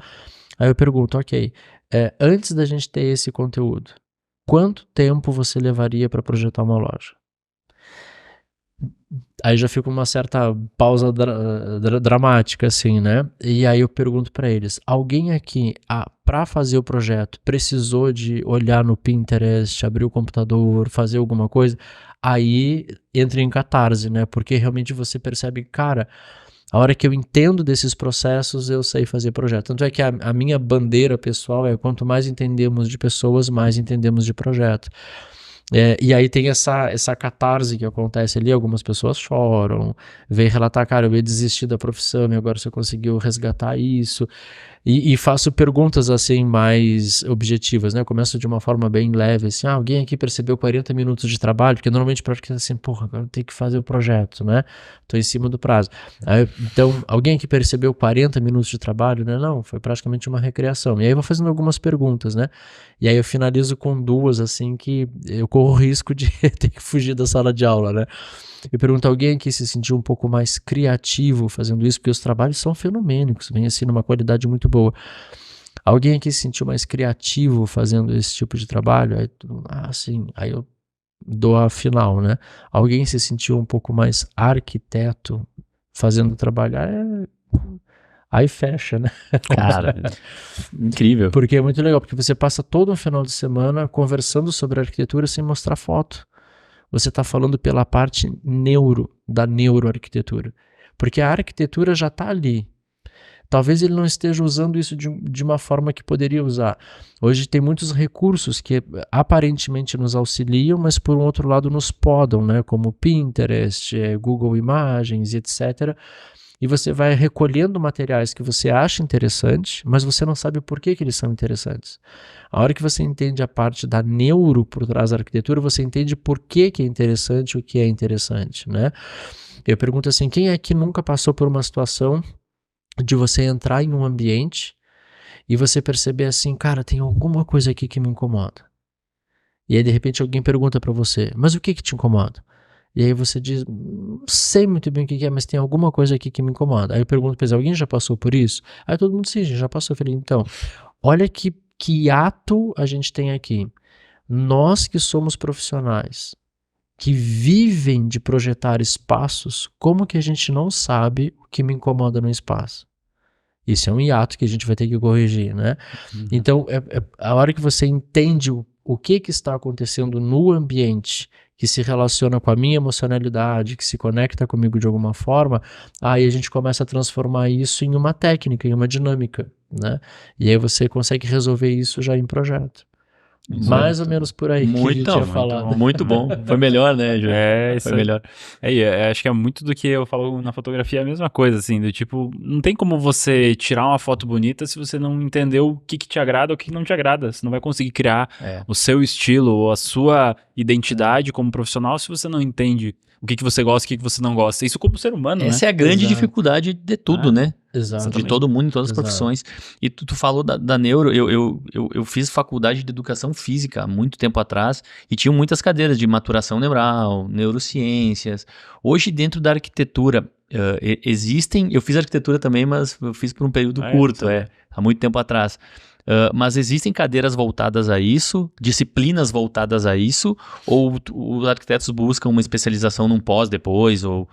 Hoje, em termos de mercado, que a gente falou na área de ensino, né, a neuroarquitetura ainda não entrou em grade curricular. Não existe, né? O que existe hoje são cadeiras dentro da graduação que tratam, em alguns casos, de psicologia ambiental. Sim. Que já faz um link positivo, já é um avanço, né? Mas a neuroarquitetura em si ainda não caiu na grade de graduação. É importantíssimo. Né? Hoje, a nível Brasil, nós temos especialização na área, né? Eu coordeno essa, que é uma das mais conhecidas. Mas como formação, a gente ainda não tem, né? Mas essa questão é uma questão que, quando você tem a compreensão virando técnica, você tem isso como algo muito qualitativo para você. Eu lembro que numa das edições que tanto eu quanto o G, a gente está aqui hoje, né, em Bento Gonçalves, em função do evento do Design Tank Brasil, e eu lembro de uma das edições que teve foi uma espécie de um experience, que tinham dias a mais, né, dentro da programação, e uma das atividades lá era um workshop com o Jean em loco. Então a gente foi para um determinado... que eu não conheço muito bem Bento, mas era uma parte verde, acho que era um Acho que foi na restaurante. Miolo, né? Aquele gramado no meu lugar, tem lá. E depois a gente foi almoçar em algum lugar que você tava... Enfim, cada um pegou o seu celular e foi fazendo foto, né? E aí o Jean ia... Vamos aprender a tirar foto com o celular e tal. E aí o Jean tirava a foto, linda a foto. E todo mundo ia pro mesmo lugar que o Jean tinha feito e nenhuma foto ficava igual. E aí o Jean chegava, não, então você abre o grid, faz isso, puxa pra cá, e 1/3 de não sei o que, nanana. Aí quando racionaliza o processo, vira uma técnica. Aí todo mundo ligou a grade. Eu lembro que na época eu nem sabia como é que ligava a grade. Aconteceu comigo no curso dele também. Eu não sabia nem como é que ligava a grade. Nem por que ligar a grade. Nem por que tem isso aí aqui. eu falava assim, atrapalha, né? Eu lembro que o Jean assim, você não usa grade. Eu falei, tira essas linhazinhas todas. Né? Só não dá pra ver a foto, não dá pra ver o que eu quero fotografar. Eu também, pra que serve isso, eu pensava. E aí é legal porque quando você racionaliza o processo, aí vira uma técnica. Aí você liga a grade, você sabe por que a grade está ligada, você sabe qual é esse 1/3 que o Jean fala, a harmonização da composição. E eu lembro que uma vez a gente fez uma live, eu e o Jean, que era falando sobre, entre aspas, né, neurofotografia, né? E aí a gente foi falando sobre técnicas que o Jean utilizava como técnica de foto, e eu ia traduzindo a técnica para uma condição neural, né? Que é uma condicionante perceptiva, sobre como que o nosso campo sensório organiza esse tipo de informação. E aí essas são dinâmicas que hoje o mercado se utiliza muito, né? Algumas indústrias se retransformaram depois de terem aplicado uma das áreas da neuroarquitetura que é chamada de neurodesign. O neurodesign ele vai ser aplicado para o que eu faço, para o que eu atuo no ambiente, mas outras áreas se beneficiam das mesmas técnicas e mesmas dinâmicas. Por exemplo, uma indústria que se redesenhou a partir do neurodesign foi a indústria automobilística, né? Por exemplo, nós temos na nossa lateralidade cerebral os chamados lobos temporais, que ficam aqui. A gente tem uma estrutura, uma região dele que se chama giro fusiforme. Os nomes deixa para mim, né? A gente não vai lembrar. Não vai lembrar. Se chama giro fusiforme. O giro fusiforme ele tem uma função: reconhecimento. Então, quando eu olho para o Jean, o meu giro fusiforme faz assim. Essa fisionomia é a do Jean. Eu olho para uma caneca, esse objeto é uma caneca. Quem faz isso é o giro fusiforme. Só que ele faz isso até quando eu não quero que ele faça. Então é aquele momento, por exemplo, que você está olhando para o tronco de uma árvore e você vê o rosto de uma pessoa. Uma nuvem. Você olha para uma nuvem e você vê um coelho. Eu tomei ayahuasca meses atrás e eu vi os bichos. Tô brincando. Não tem nada a ver. Você... Tem nada a ver, tô zoando. enfim, não é bem o giro fusiforme. Essa é outra coisa. Já. Enfim, então, por exemplo, a indústria automobilística hoje ela faz neurodesign para o giro fusiforme, para acionar o giro fusiforme. Vocês já repararam em que hoje os carros têm cara? Aquele carro ali é meio malvadão. Aquele carro ali é mais alegrinho e tal. Então, eu utilizo técnicas no desenho que acionam em mim um reconhecimento. E aí esse reconhecimento, já que não é uma pessoa e é um objeto, eu dou uma característica para ele que eu possa personalizar ou personificar o objeto. Aí eu digo que o carro é malvadão. Aquele carro é alegrinho. Se eu tenho um perfil mais agressivo, eu vou pro carro malvadão. Se eu tenho um perfil mais descontraído e tal, eu vou pro carro alegrinho. Tanto é que às vezes, independentemente da condicionalidade, isso aqui é mais carro de mulher, isso aqui é carro, né? Sim, tu já faz essa associação, então você né? faz essa Linhas mais associação. agressivas, linhas mais... Exatamente. mais curvas. Que não mais necessariamente tem que ser um sinuoso. carro para mulher, é um carro que vai Sim. e vem, enfim. Isso gera uma conexão, né? Exatamente. tipo Corolla pra velho. E aí você fica com essa condicionante de ter uma técnica do neurodesign sendo aplicado em uma indústria inteira para que você gere conectividade com as pessoas. Então, claro, quem está ali desenhando está usando uma técnica de neurodesign, mas isso está associado ao neuromarketing, Sim. que depois vai trabalhar uma neurovendas. Então é um processo sem fim, né? Muito legal. Isso me lembra legal. bastante uma frase que eu ouvi numa palestra um dia, que era: o sucesso que eu não tenho é pelo conhecimento que eu ainda não adquiri, né? Então, assim, a gente só não sabe fazer algo porque a gente ainda não aprendeu algo que é necessário para conseguir aquilo. Então, que nem você falou da fotografia, né? Hoje, até, assim, é um exercício que eu sempre me doutrino a fazer, que é pensar com a cabeça de quem não sabe. Porque é difícil muitas vezes, né? E eu falei no workshop aqui aquele dia, né? Pra mim é muito natural fazer o que eu faço. Então, pensar com a cabeça de alguém que não sabe o que eu sei, para tentar traduzir aquilo em elementos simples de ser aplicado, é o maior desafio do ensino, né? Exatamente. Que é você fazer a pessoa que está acostumada a entrar no Pinterest para pegar uma referência o tempo isso aí. todo, porque não consegue criar uma própria referência ou transformar visualmente em algo agradável, em se exercitar em ficar 40 minutos para poder criar algo sem nenhuma referência. Exatamente. E eu acho que o grande sucesso até do trabalho que vocês fazem é conseguir transmitir e fazer com que as pessoas utilizem isso, né? Sim. E eu digo por experiência, vamos lá, fiz um monte de curso na minha vida, participei de muita palestra pelas empresas e muito lugar, e poucas tu aplica, né? E o sucesso está muito vinculado a isso, e eu falo da palestra que o Jean deu aqui, do workshop, porque eu olhei uma foto minha antes e eu olhei uma 20 minutos antes, né, que tu fez a gente bater, e uma, sei lá, 20 minutos depois. Falei, cara, como é que eu postava isso aqui? Tanto que eu até criei um Instagram com foto de viagens. Cara, eu passei a olhar a fotografia com outros olhos e, cara, 30 minutos. Eu sou um boca aberta na área, entendeu? Sim. Mas assim, já mudou minha percepção de foto e hoje eu vejo as pessoas postando, cara, como é que esse maluco me posta uma porcaria dessas? E ele não enxerga, ele não tem essa percepção. A nossa percepção ela vai sendo expandida, né? Porque é aquela coisa. A minha namorada ela fala sempre que depois que você conhece o ótimo, o bom já não é mais suficiente, né? Só que até que você conheça o ótimo, o bom era ótimo. Exato. Né? Então, assim, eu só consigo melhorar a hora que eu percebo que eu tô errando, a hora que eu percebo que eu tenho algo a melhorar. Se eu não tô presente para isso, se eu não tô interessado em evoluir, também eu não vou conseguir evoluir. Exato. E até hoje a gente falou, eu palestrei hoje lá no Design Tank e eu falei sobre uma estratégia. Você falou muito importante de colocar em prática, né? De conseguir algo, colocar, né? E usar assim, aquilo que tu muitas aprende. vezes a gente aprende algo, mas a gente não aplica. Simples assim. A gente das aprende, vezes. ouve e fala, legal. Só que a gente não aplica. Hoje eu falei sobre uma estratégia simples, que a gente fala muito sobre, né, que mais vale um cliente seu sussurrando que você é bom do que você gritando que é. E aí, nesse exercício eu comentei assim, quem aqui tem clientes? Aí todo mundo levantou a mão, né? São todos arquitetos, designers, falam, tenho. Aí eu falei, mantenha a mão levantada quem já tem vídeos desses clientes falando sobre o seu trabalho. 80% abaixou a mão. Eu falei assim, por que vocês não têm vídeos? Aí alguns falam, é porque o cliente não gosta de gravar vídeo. Eu falei, se você fala isso é porque você não gosta de gravar vídeo. Muitas vezes você nem pede porque você acha que ele não vai fazer. Vamos fazer o exercício? Quem aí tem cliente, manda uma mensagem para 10 clientes falando: pô, você toparia gravar um vídeo? Estou aqui numa imersão de design. Você topa gravar um vídeo contando um pouquinho sobre como foi essa experiência e tal? 2 pessoas de 16, 15 pessoas que estavam lá fizeram. Né? A lei de Pareto, né? 80-20. 80% vai ficar parado, 20% vai agir. Essas 2 pessoas mandaram, uma delas veio me relatar. Depois da palestra, foram 2, 3 horas ali falando, né, compartilhando. Depois dessas 2, 3 horas, ela falou: eu mandei para 10 clientes, 6 me responderam, 3 já me mandaram o vídeo e 3 falaram que vão mandar depois. Só que assim, de 80% não fez nada com o que aprendeu, 20% aplicou e desses 20%, uma teve resultado imediato.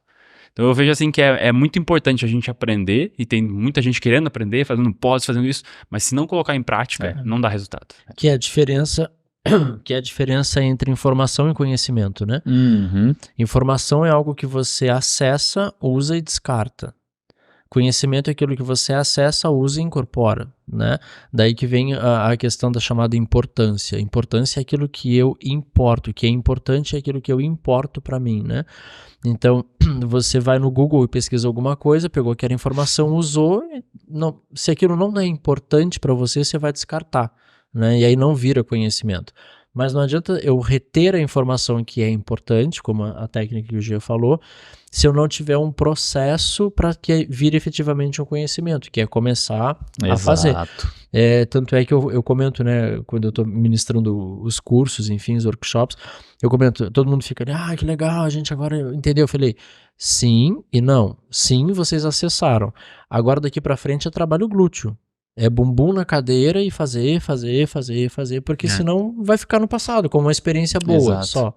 Estamos todos muito vinculados à experienciação, não apenas a experiência pela experiência, como você disse, você fica 2 horas em êxtase, né? Mas principalmente aquela experiência que você valida ela, né? Então, quando algo realmente vai vir para você e vai se tornar parte do seu cotidiano, aí você de novo gera a relação dopaminérgica, né? Porque aí você começa a ter, poxa, isso aqui é interessante, e aí você quer mais e mais e mais daquilo, né? Então tem que ter essa tradução para a prática, do contrário é descartável, né? Essa parte criativa, né? E do quão importante é um conhecimento multidisciplinar, né? Até na arquitetura, na fotografia, tudo que você... eu até comentei, acho que num podcast que a gente falou em outro momento, sobre a importância de várias peças que a gente vai aprendendo, que nem você falou, eu fiz educação física, eu fiz tal coisa. Tudo isso hoje, de alguma forma, você te ajuda. De certa forma. Em algum momento da vida tu usa, né? Exatamente. Então a gente acredita muito nisso também no Design Tank, é uma imersão de design, são 4 dias, onde somos em 4, né? Eu, Lori, Paulo Mesomo e o André Menin, e todos nós temos algo a ensinar, algo a compartilhar, e que juntos formam o conhecimento necessário para um designer ele ser bem sucedido no mundo do design de imóveis. Então, é desenvolver um produto que vá além do design. É um produto que vai se conectar com o público, que existe um mercado que vai precisar daquele produto. Então, é encontrar problemas de pessoas que precisam e através do design você consegue solucionar esses problemas, né?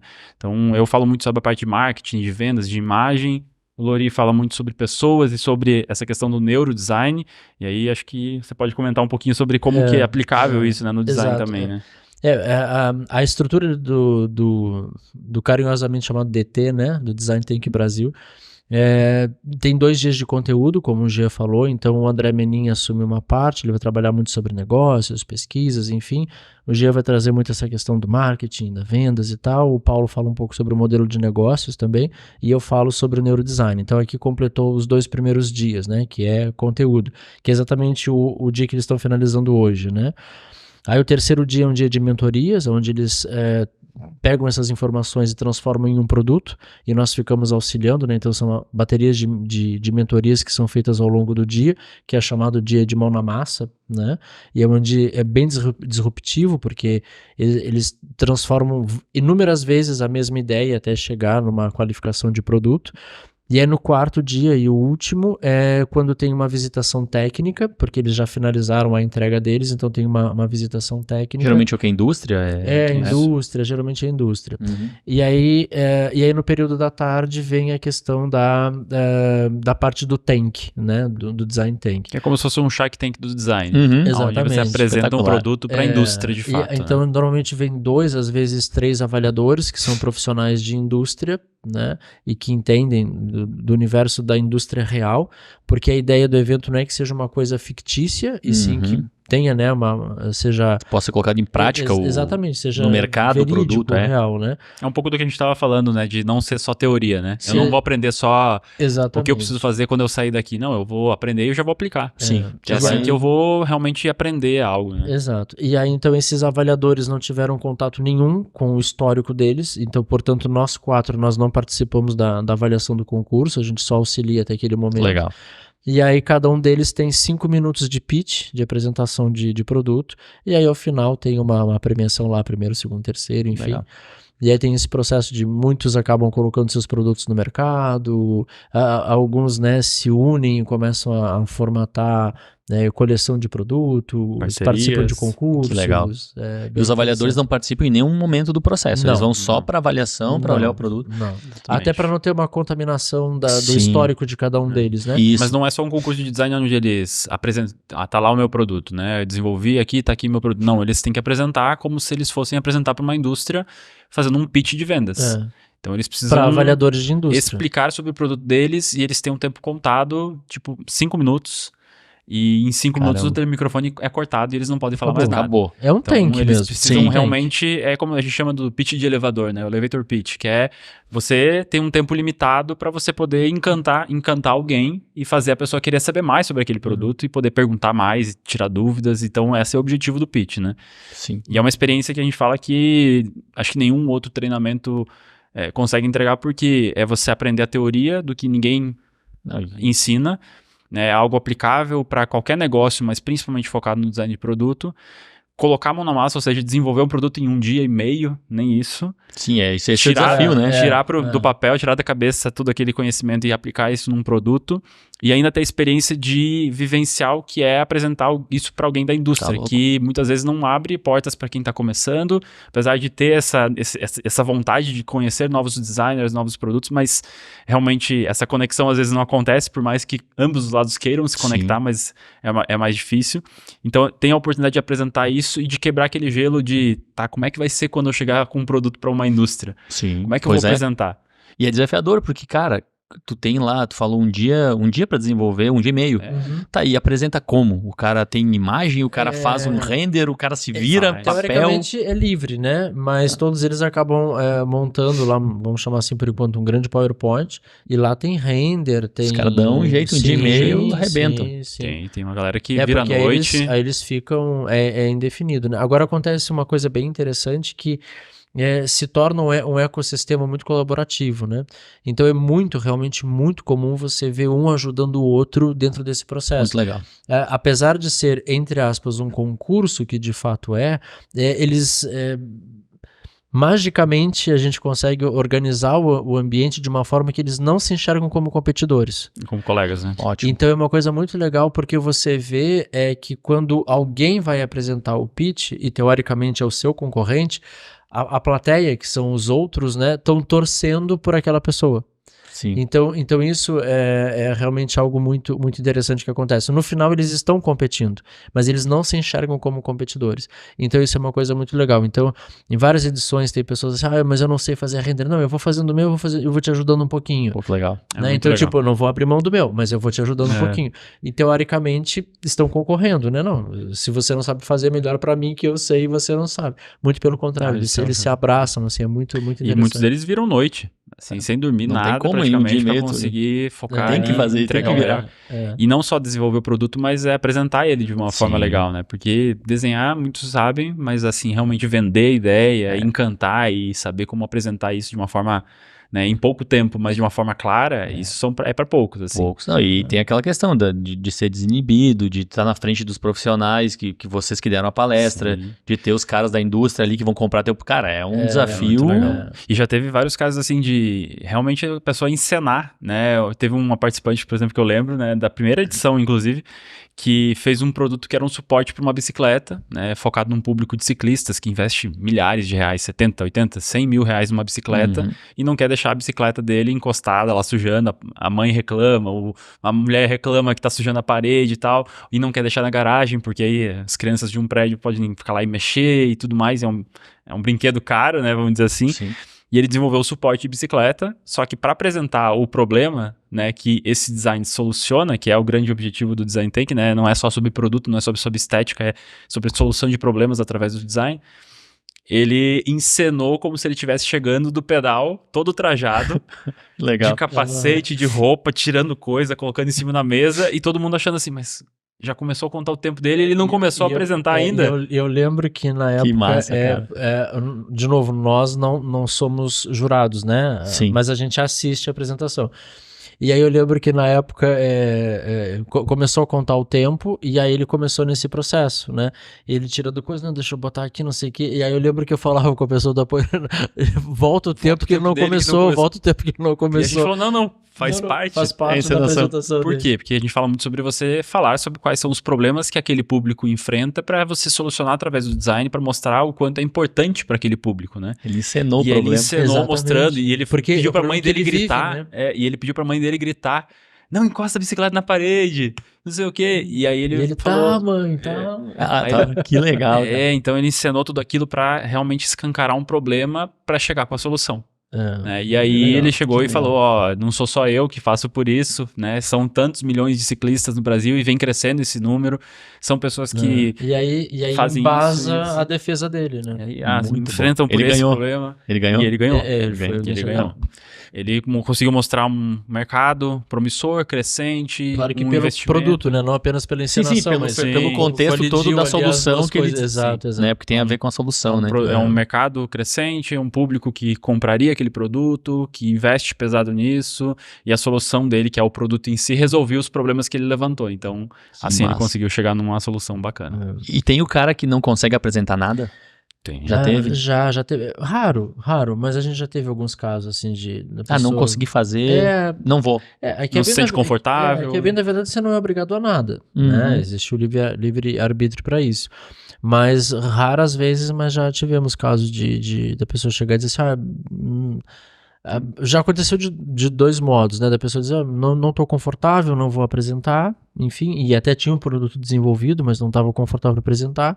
Como já teve esse caso da pessoa que fica extremamente nervosa, Uhum. pânico de ter que falar em público, Tem pânico isso. de saber que está sendo avaliado, enfim, e literalmente ter, não vou dizer uma crise de pânico, mas assim, ter uma reação nervosa um pouco até desnecessária, porque de fato você não é obrigado a nada, Sim, né? ela absorveu as informações que vocês passaram, participou das palestras, Exato, teve o processo aí exato. dela. Mas assim, tivemos acho que uns 2 casos assim, uns só dois, de, né? de não Sim. apresentar, né? E como tem um prazo para entrega, também tem algumas pessoas que acabam não- não terminando a Que apresentação não a consegue tempo. terminar Não tempo, dá tempo. né? Apresenta o que tem.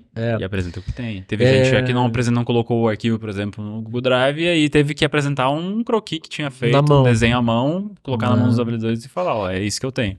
Já teve casos, por exemplo, de pessoas que montaram a apresentação sem prestar atenção no tempo, E porque passou. era 15 minutos, 5 minutos. 5 minutos. Então, eu lembro de um caso, acho que foi Gisele, não lembro, que explicou muito bem, assim, bem embasado e tal. Na hora que ela foi mostrar o produto, Acabou cortou. o tempo. Aí só ficaram com a história. Aí os avaliadores, cadê? Adorei, mas não viu o produto, então... E tiveram produtos já absorvidos pela indústria, Já, patenteados, vendidos. Já. Tem vários alunos que estão com o produto no mercado rodando. Que legal. E principalmente coleção. na mentoria, que é o próximo passo, onde a pessoa consegue desenvolver por 1 ano junto com a gente lá um produto e tal, e realmente ter essa conexão com a indústria, né, de forma mais direta ali, às vezes em concursos de design e tudo mais. Sim. Tem vários produtos que já estão no mercado. Inclusive pessoas tipo Salvador tendo produtos aqui no Sul com empresas daqui, né? Indústrias daqui. E já teve também, acho que a gente tem pelo menos uns 2 casos assim de pessoas que vieram para fazer o Design Tank, buscando essa experiência e perceberam que, cara, a minha vida tem que ser isso. E a gente tem uma que morava no Nordeste, de João Pessoa, né? João Pessoa. De João Pessoa, e ela assim, eu vou pra aí fazer qualquer coisa, mas eu vou pra aí. Eu quero ficar com a indústria moveleira. E veio. Aí teve o Ian que veio de O onde? Iago também Iago. veio de São Paulo, Acho que interior de de São interior Paulo. de São Paulo veio pra morar aqui. Pra trabalhar De na outra indústria aqui, profissão, aqui. largou a profissão pra... Pô, que legal. E aí a gente fica assim, nossa, a gente tá criando uns filhos aí, né? Estamos incentivando turismo de Bento aqui. Cara, muito bom, muito bom, muito bom. Muito Pessoal, legal. o Bistrô do Will, fazer um merchan, mandou pra gente uma comida aí, Olha aí. Opa! uns petiscos aí. A gente vai fazer uma pequena pausa, depois a gente retorna. Show. Tranquilo. Pessoal, tem um assunto que é muito interessante e está cada vez mais em pauta, né? Em todas as áreas, não só na arquitetura, que é a inteligência artificial. A gente vê que, cara, a cada semana surgem coisas novas, né? Mais opções. Na visão de vocês, e vocês que estão bem inseridos nesse mercado, até que ponto isso vai influenciar, né, na humanização da arquitetura? Porque hoje, né, o arquiteto é muito importante numa obra, ele é muito importante, a criatividade dele, né, como tu falou dos prédios, né, chama atenção. Até onde a inteligência artificial vai desumanizar a arquitetura, na opinião de vocês? Bom, primeiro vamos estabelecer um recorte temporal, né? Vamos falar disso na atualidade, porque a gente não sabe que tecnologias vêm à frente. O que vem né? à frente, né? Na tecnologia de hoje, eu costumo dizer que a inteligência artificial ela é burra, porque se você não tiver uma boa pergunta, você não vai ter uma boa resposta. Né? Então, se você pegar qualquer modelo de inteligência artificial, se você não souber elaborar o que você quer, ela também não sabe elaborar isso para dar a resposta que você imagina que teria. Né?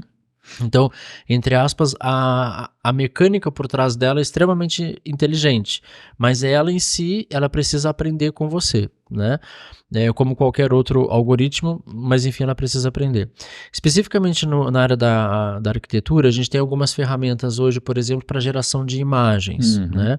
Então você pode pôr um prompt, que é uma digitação, e vai gerar uma imagem. Você pode pedir desde um pato cor-de-rosa em cima de um guarda-chuva amarelo-limão e vai fazer. Mas porque ela sabe o que é um pato, ela sabe o que é amarelo-limão, sabe o que é um guarda-chuva. Agora, quando você vai falar de arquitetura, se você não tiver um bom prompt estabelecido anteriormente, ela vai fazer o que ela acha que é. Então, no recorte temporal atual, com a tecnologia que a gente tem, ainda é necessário um profissional, arquiteto, por trás para que saiba construir isso. Mas aqui a gente tem alguns aspectos, né? A arquitetura passou ao longo da sua existência por alguns grandes divisores de água, tecnologicamente falando. Talvez o primeiro deles, o mais impactante, foi a chegada do AutoCAD, que é quando a gente começou a sair da prancheta e ir para o computador. Eu sou desse período, eu peguei Tu pegou a transição ali. Eu peguei essa transição ali. E naquele momento teve aquela divisão. Não, imagina, vamos deixar de ser arquitetos porque a máquina vai fazer. Mas na verdade não era a máquina que fazia, era uma ótima lapiseira, né? Talvez o segundo grande movimento que teve aí também como divisor de águas foi a chegada do BIM, né? Que é essa metodologia que a gente usa para integração de diversos softwares em cima de uma única logística de projeto. A mesma coisa, né? Agora vai matar as profissões porque essa integração e tal. E, de novo, é uma excelente ferramenta que precisa de bons profissionais por trás. As inteligências artificiais, e hoje a gente tem inúmeras, né? Elas conseguem ser muito mais rápidas do que nós podemos ser. Elas conseguem nos entregar coisas de uma forma muito mais efetiva do que nós poderíamos. Por exemplo, se você pegar uma inteligência artificial que gera imagem, enquanto você vai fazer um render, e para você fazer um render você tem que modelar o espaço inteiro, Depois você tem um tempo de máquina para fazer a renderização, sem contar ali, selecionar materiais e a posição da luz. Aí depois que renderiza, ficou ruim, volta. Tudo de novo. Ela faz isso em segundos, entregando para você uma qualidade de imagem de 4K, ou às vezes até mais, né? Que a pessoa sozinha levaria muito mais tempo para Sim. fazer Muito mais aquilo e tempo. talvez não chegasse no mesmo nível. Exatamente. Só que você tem que ter por trás uma informação bem consolidada para que ela entenda o que você quer. Então, atualmente é um pouco ilusão pensar que um cliente final, que não é arquiteto, vai conseguir sentar na frente de uma inteligência artificial e receber um projeto ou um projeto qualificado. Na fase que nós estamos, não sei como que será Sim, amanhã, de agora em diante. mas na fase que nós estamos, sim. Agora, o que a história da humanidade nos mostrou é que os que sobreviveram não foram necessariamente os mais fortes, mas sim os mais adaptados, né? Os mais resilientes. Então, a tecnologia está aí e ela não vai regredir. Não. Então, ou você, enquanto profissional, independente da área que seja, você aprende a incorporar isso para você e utiliza isso da melhor forma possível, e aí você sai à frente no mercado, como qualquer movimento natural de avanço, né, da humanidade, ou você vai ficar dando murro em ponta de faca, não vou fazer, isso vai arrebentar com tudo e tal. Neste momento que nós estamos, ainda é necessário um bom profissional por trás. Eu acredito que, independentemente do que se evolua, alguém por trás terá que dar os bons comandos para que aquilo ocorra, né? Talvez o que vai acontecer é que a gente vai desenvolver novas estratégias projetuais embasadas em inteligência artificial. Como se desenvolveu metodologias de apresentar projeto através de softwares que renderizavam e antes não existia renderização, né? Então eu acho que o caminho vai ser mais esse. Talvez, dependendo de como você vá para a linhagem de trabalho, vai acontecer uma divisão que hoje já acontece. Hoje nós temos profissionais que são extremamente criativos e trabalham com criação, e nós temos outros profissionais que são extremamente funcionais e trabalham com a parte que precisa existir dentro da arquitetura ou de qualquer nível projetual. Então, por exemplo, nós temos profissionais que são extremamente criativos e vão para a criação, para a arte finalização e etc. E outros que são excelentes profissionais da parte mecânica do projeto. São ótimos para fazer compatibilização de projetos, são ótimos para identificar falhas projetuais no meio do processo, são ótimos para gerir pessoas dentro desse processo. Então são excelentes profissionais que não necessariamente criam, mas são excelentes profissionais da área. Cada um desses vai achar, teoricamente, a melhor forma de utilizar essas inteligências ou essas ferramentas para si. Então eu acho que quem cria e começa a criar com a ferramenta pode criar mais qualificadamente e mais rápido. Eu acredito que a gente pode fazer um paralelo quando houve lá atrás, e hoje continua, um boom das revistas de arquitetura. Então você é uma banca de revistas e tinha inúmeras revistas de arquitetura, com projetos, com plantas, com fotos, com medidas. Se a gente fizer um paralelo, a época também podia se acreditar assim, ou não, com esse monte de revista que tem na banca, para que vai contratar um arquiteto se eu tenho sei lá, um cardápio de projetos, né? Eu tenentão eu cardápio de projetos, eu pego e eu copio da revista. Mas mesmo que eu tentasse assim fazer, se o meu terreno tem uma inclinação, não é exatamente...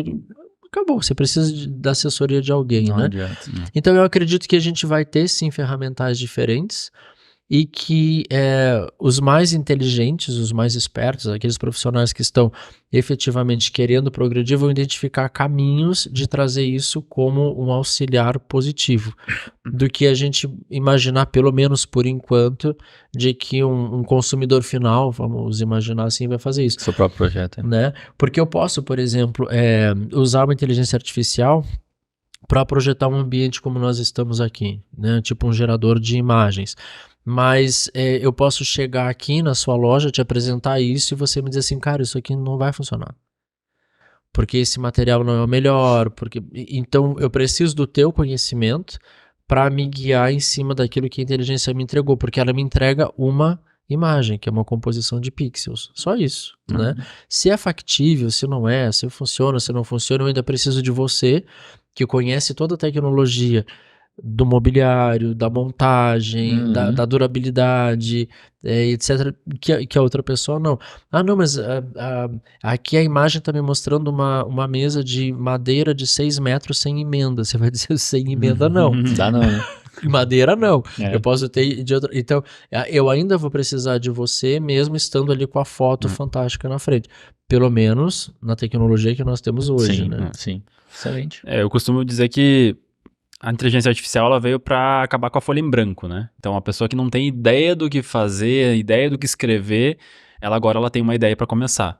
Mas a mesma ferramenta para um leigo e a mesma ferramenta na mão de um profissional vão alcançar níveis diferentes. Então, é isso que o Lori falou, né? A pessoa que é mais flexível, que ela se adapta melhor, ela, comparado com um cliente que vai pegar uma ideia, como se fosse no Pinterest, que já existe, baseado no ambiente que ele precisa, talvez essa pessoa também não contrataria um arquiteto, mesmo sem inteligência artificial. Então ela não é o público, né, o seu cliente-alvo, quando você é um arquiteto que está buscando pessoas que valorizam o seu trabalho e que querem contratar um profissional, né? Então, a mesma ferramenta nas mãos de pessoas com habilidades diferentes vai chegar num nível diferente. Então, assim, o arquiteto vai chegar num outro patamar, né, usando ferramentas como essa. Mas acho que tem um ponto importante antes, né, que nem o Lori falou do AutoCAD, né? Se a gente for mais atrás ainda, designers criavam peças gráficas fazendo colagens, tirando fotos para poder virar uma revista. Quando surgiu o computador, todo mundo falou, meu Deus, vai acabar com o trabalho dos designers. E aí os designers começaram a usar as ferramentas e deram um salto ainda maior. Então o público leigo não conseguia chegar no mesmo nível. Isso vai se repetindo em vários momentos, como o Lori falou. Quando surgiu o celular com câmera fotográfica. Os fotógrafos vão acabar. A mesma coisa não foi verdadeira. Hoje existem ainda fotógrafos, mesmo, né, a câmera mudando e, enfim, evoluindo, e os celulares estão cada vez mais profissionais, né?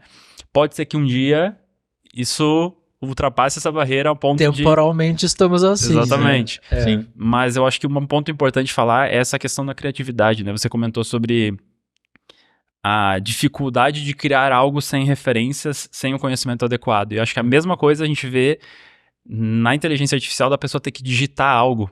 A gente está tanto no imediatismo de consumir e pouco criar, que quando a pessoa chega na frente de um prompt, de um textinho para escrever o que ela quer, ela não consegue traduzir em palavras. É verdade. E ela não consegue digitar o que ela quer, porque ela não sabe o que ela quer. Muitas vezes ela tá presa em consumir referências, Reels, TikTok, Pinterest, e ela não consegue fazer o input, ela não consegue colocar o output, né? Colocar a ideia para fora, ela só consegue absorver. E a gente percebe que, a bem da verdade, as pessoas ainda, de modo geral, ainda não aprenderam ou ainda não entenderam como usar a inteligência artificial a seu favor efetivamente. Vou pegar um exemplo que aconteceu hoje aqui no Design Tank, né? Eles estão usando uma ferramenta, que é uma ferramenta do Refresher, que se chama Refresher AI, que é para fazer, para utilizar como inteligência artificial mesmo, né? E aí tinha uma menina que ela estava pesquisando, e aí ela assim, eu não sei como perguntar isso para inteligência artificial. Aí eu peguei e disse assim pra ela, o que você não sabe perguntar? Ela assim, eu não sei formar o prompt pra fazer a pergunta. Eu assim, então pede pra ela te ajudar. E ela, mas como assim? Eu falei, escreve aí. Como devo fazer o prompt para que uma inteligência artificial me responda isso, né? Aí ela deu o ok, a inteligência artificial deu o prompt, e eu falei assim, agora dá um Ctrl+C e dá um Ctrl+V pra ela mesma de novo. Exatamente. Então as pessoas ainda não pegaram o ritmo de como você pode de verdade tirar, como o Gia falou da folha em branco, né? Mas eu não sei nem como perguntar. Não sabe como perguntar? Pergunta pra ela como perguntar pra ela. Incrível, né? E eu acho que é muito de trazer a inocência, às vezes, da criança. Eu tava lembrando, um exemplo que eu sempre dou é o meu sobrinho. Ele é uma criança que tinha 5, 6 anos e ele tinha visto um anúncio de um jogo que ele queria, que ele gostou, só que ele não lembrava, ele perdeu o anúncio, e aí ele mandava áudio, porque não sabia escrever ainda, e ele mandava, eu quero encontrar um joguinho do dinossauro que voa com um ovo verde, não sei o que, e ele encontrava. Por quê? Porque essa inocência de simplesmente perguntar sem medo de errar, sem medo de não saber como fazer. Sim, de não ter a resposta. Acho que essa inocência a gente vai perdendo ao longo do tempo, e ainda mais com essa coisa que eu comentei, de consumir demais e produzir de pouco, né? Então acho que esse desprendimento de simplesmente começar a criar e não só consumir é importante para todo profissional, não só da área criativa, né? E na fotografia, a inteligência artificial, ela veio para revolucionar completamente e não vai substituir um profissional, mas, cara, reconstrução de imagem com que tinha muito ruído digital, consegue eliminar completamente, criar efeito de desfoque quando você não tem uma câmera ou uma lente específica, cria um efeito muito próximo. Lógico que vai melhorando cada vez mais, né? Não sinto que vai substituir, mas como eu falei, vai dar um salto para quem já sabe dominar a ferramenta e os conceitos, vai conseguir vai elevar para o próximo nível. Né? Exatamente. Vai elevar o nível dos profissionais. Exato. Se você pegar o Jean, ele tira uma fotografia e ele pega uma ferramenta de inteligência artificial para melhorar a fotografia dele. Uhum. Eu, Lori, que não tenho o domínio do que o Jean tem sobre fotografia, eu posso tirar uma fotografia e pegar a mesma ferramenta que ele usou e ela vai melhorar a minha foto. A foto dele vai continuar sendo infinitamente melhor do que a minha foto. Porque tem conhecimento além Exatamente. da ferramenta. Então, a ferramenta é a mesma. Nós os dois usamos a mesma. Nós os dois usamos a mesma função. Vamos melhorar a imagem. Só que a imagem dele, que já era boa, vai ficar espetacular. A minha, que era péssima, vai ficar aceitável. Então, no momento que nós estamos, ainda precisa de alguém com conhecimento por trás para saber melhor usar a ferramenta, né? E apesar de nós estarmos em uma bolha, né? Porque nós aqui conhecemos inteligência artificial e sabemos, né? Pelo menos o básico para navegar com ela. Milhares de pessoas não sabem o que é ainda. Ouvem falar, você vê na televisão, mas nunca sentaram na frente de uma e digitaram. O GPT é espantoso para algumas pessoas. Tu fala, cara, ChatGPT, o que é isso? Exatamente. Né? Ou o que dá para fazer com isso? Né? E ainda tem muita gente que ainda acessa e usa achando que é um Google. Um Google bombado. E que o tipo de resposta será tipo a do Google. E são coisas diferentes, né? Então eu acho que a gente ainda está naquele momento de transição, e quem já transitou vai conseguir fazer uma trilha muito mais saudável e frutífera do que quem ainda não, né? Com certeza. Excelente, pessoal. Queria agradecê-los, tá, pela presença. Eu já admiro o Jean há muito tempo, e o Lori agora eu estou conhecendo ele melhor, e é um profissional, é um dos melhores do Brasil, se não o melhor, né, na área. Obrigado. Então a gente, cara, agradece imensamente o tempo de vocês, gente, de coração mesmo. E agora eu quero participar também do negócio ali. Eu já queria agora mais ainda, né? Porque é incrível. Gente, obrigado. Tá. Obrigado. E parabéns aí. Parabéns aí. A todos nós ficamos muito felizes com o convite. Vira e mexe, a gente tá aqui por Bento, vamos ter outras edições aí. É só chamar que a gente é facinho pra... Obrigado. Agradecer o papo, foi muito bom, e é isso aí. Valeu, galera. Obrigado. Valeu. Valeu, gente. Fica bom. Atendemos as expectativas. Tá louco, cara. Tá louco, incrível. Foi longe.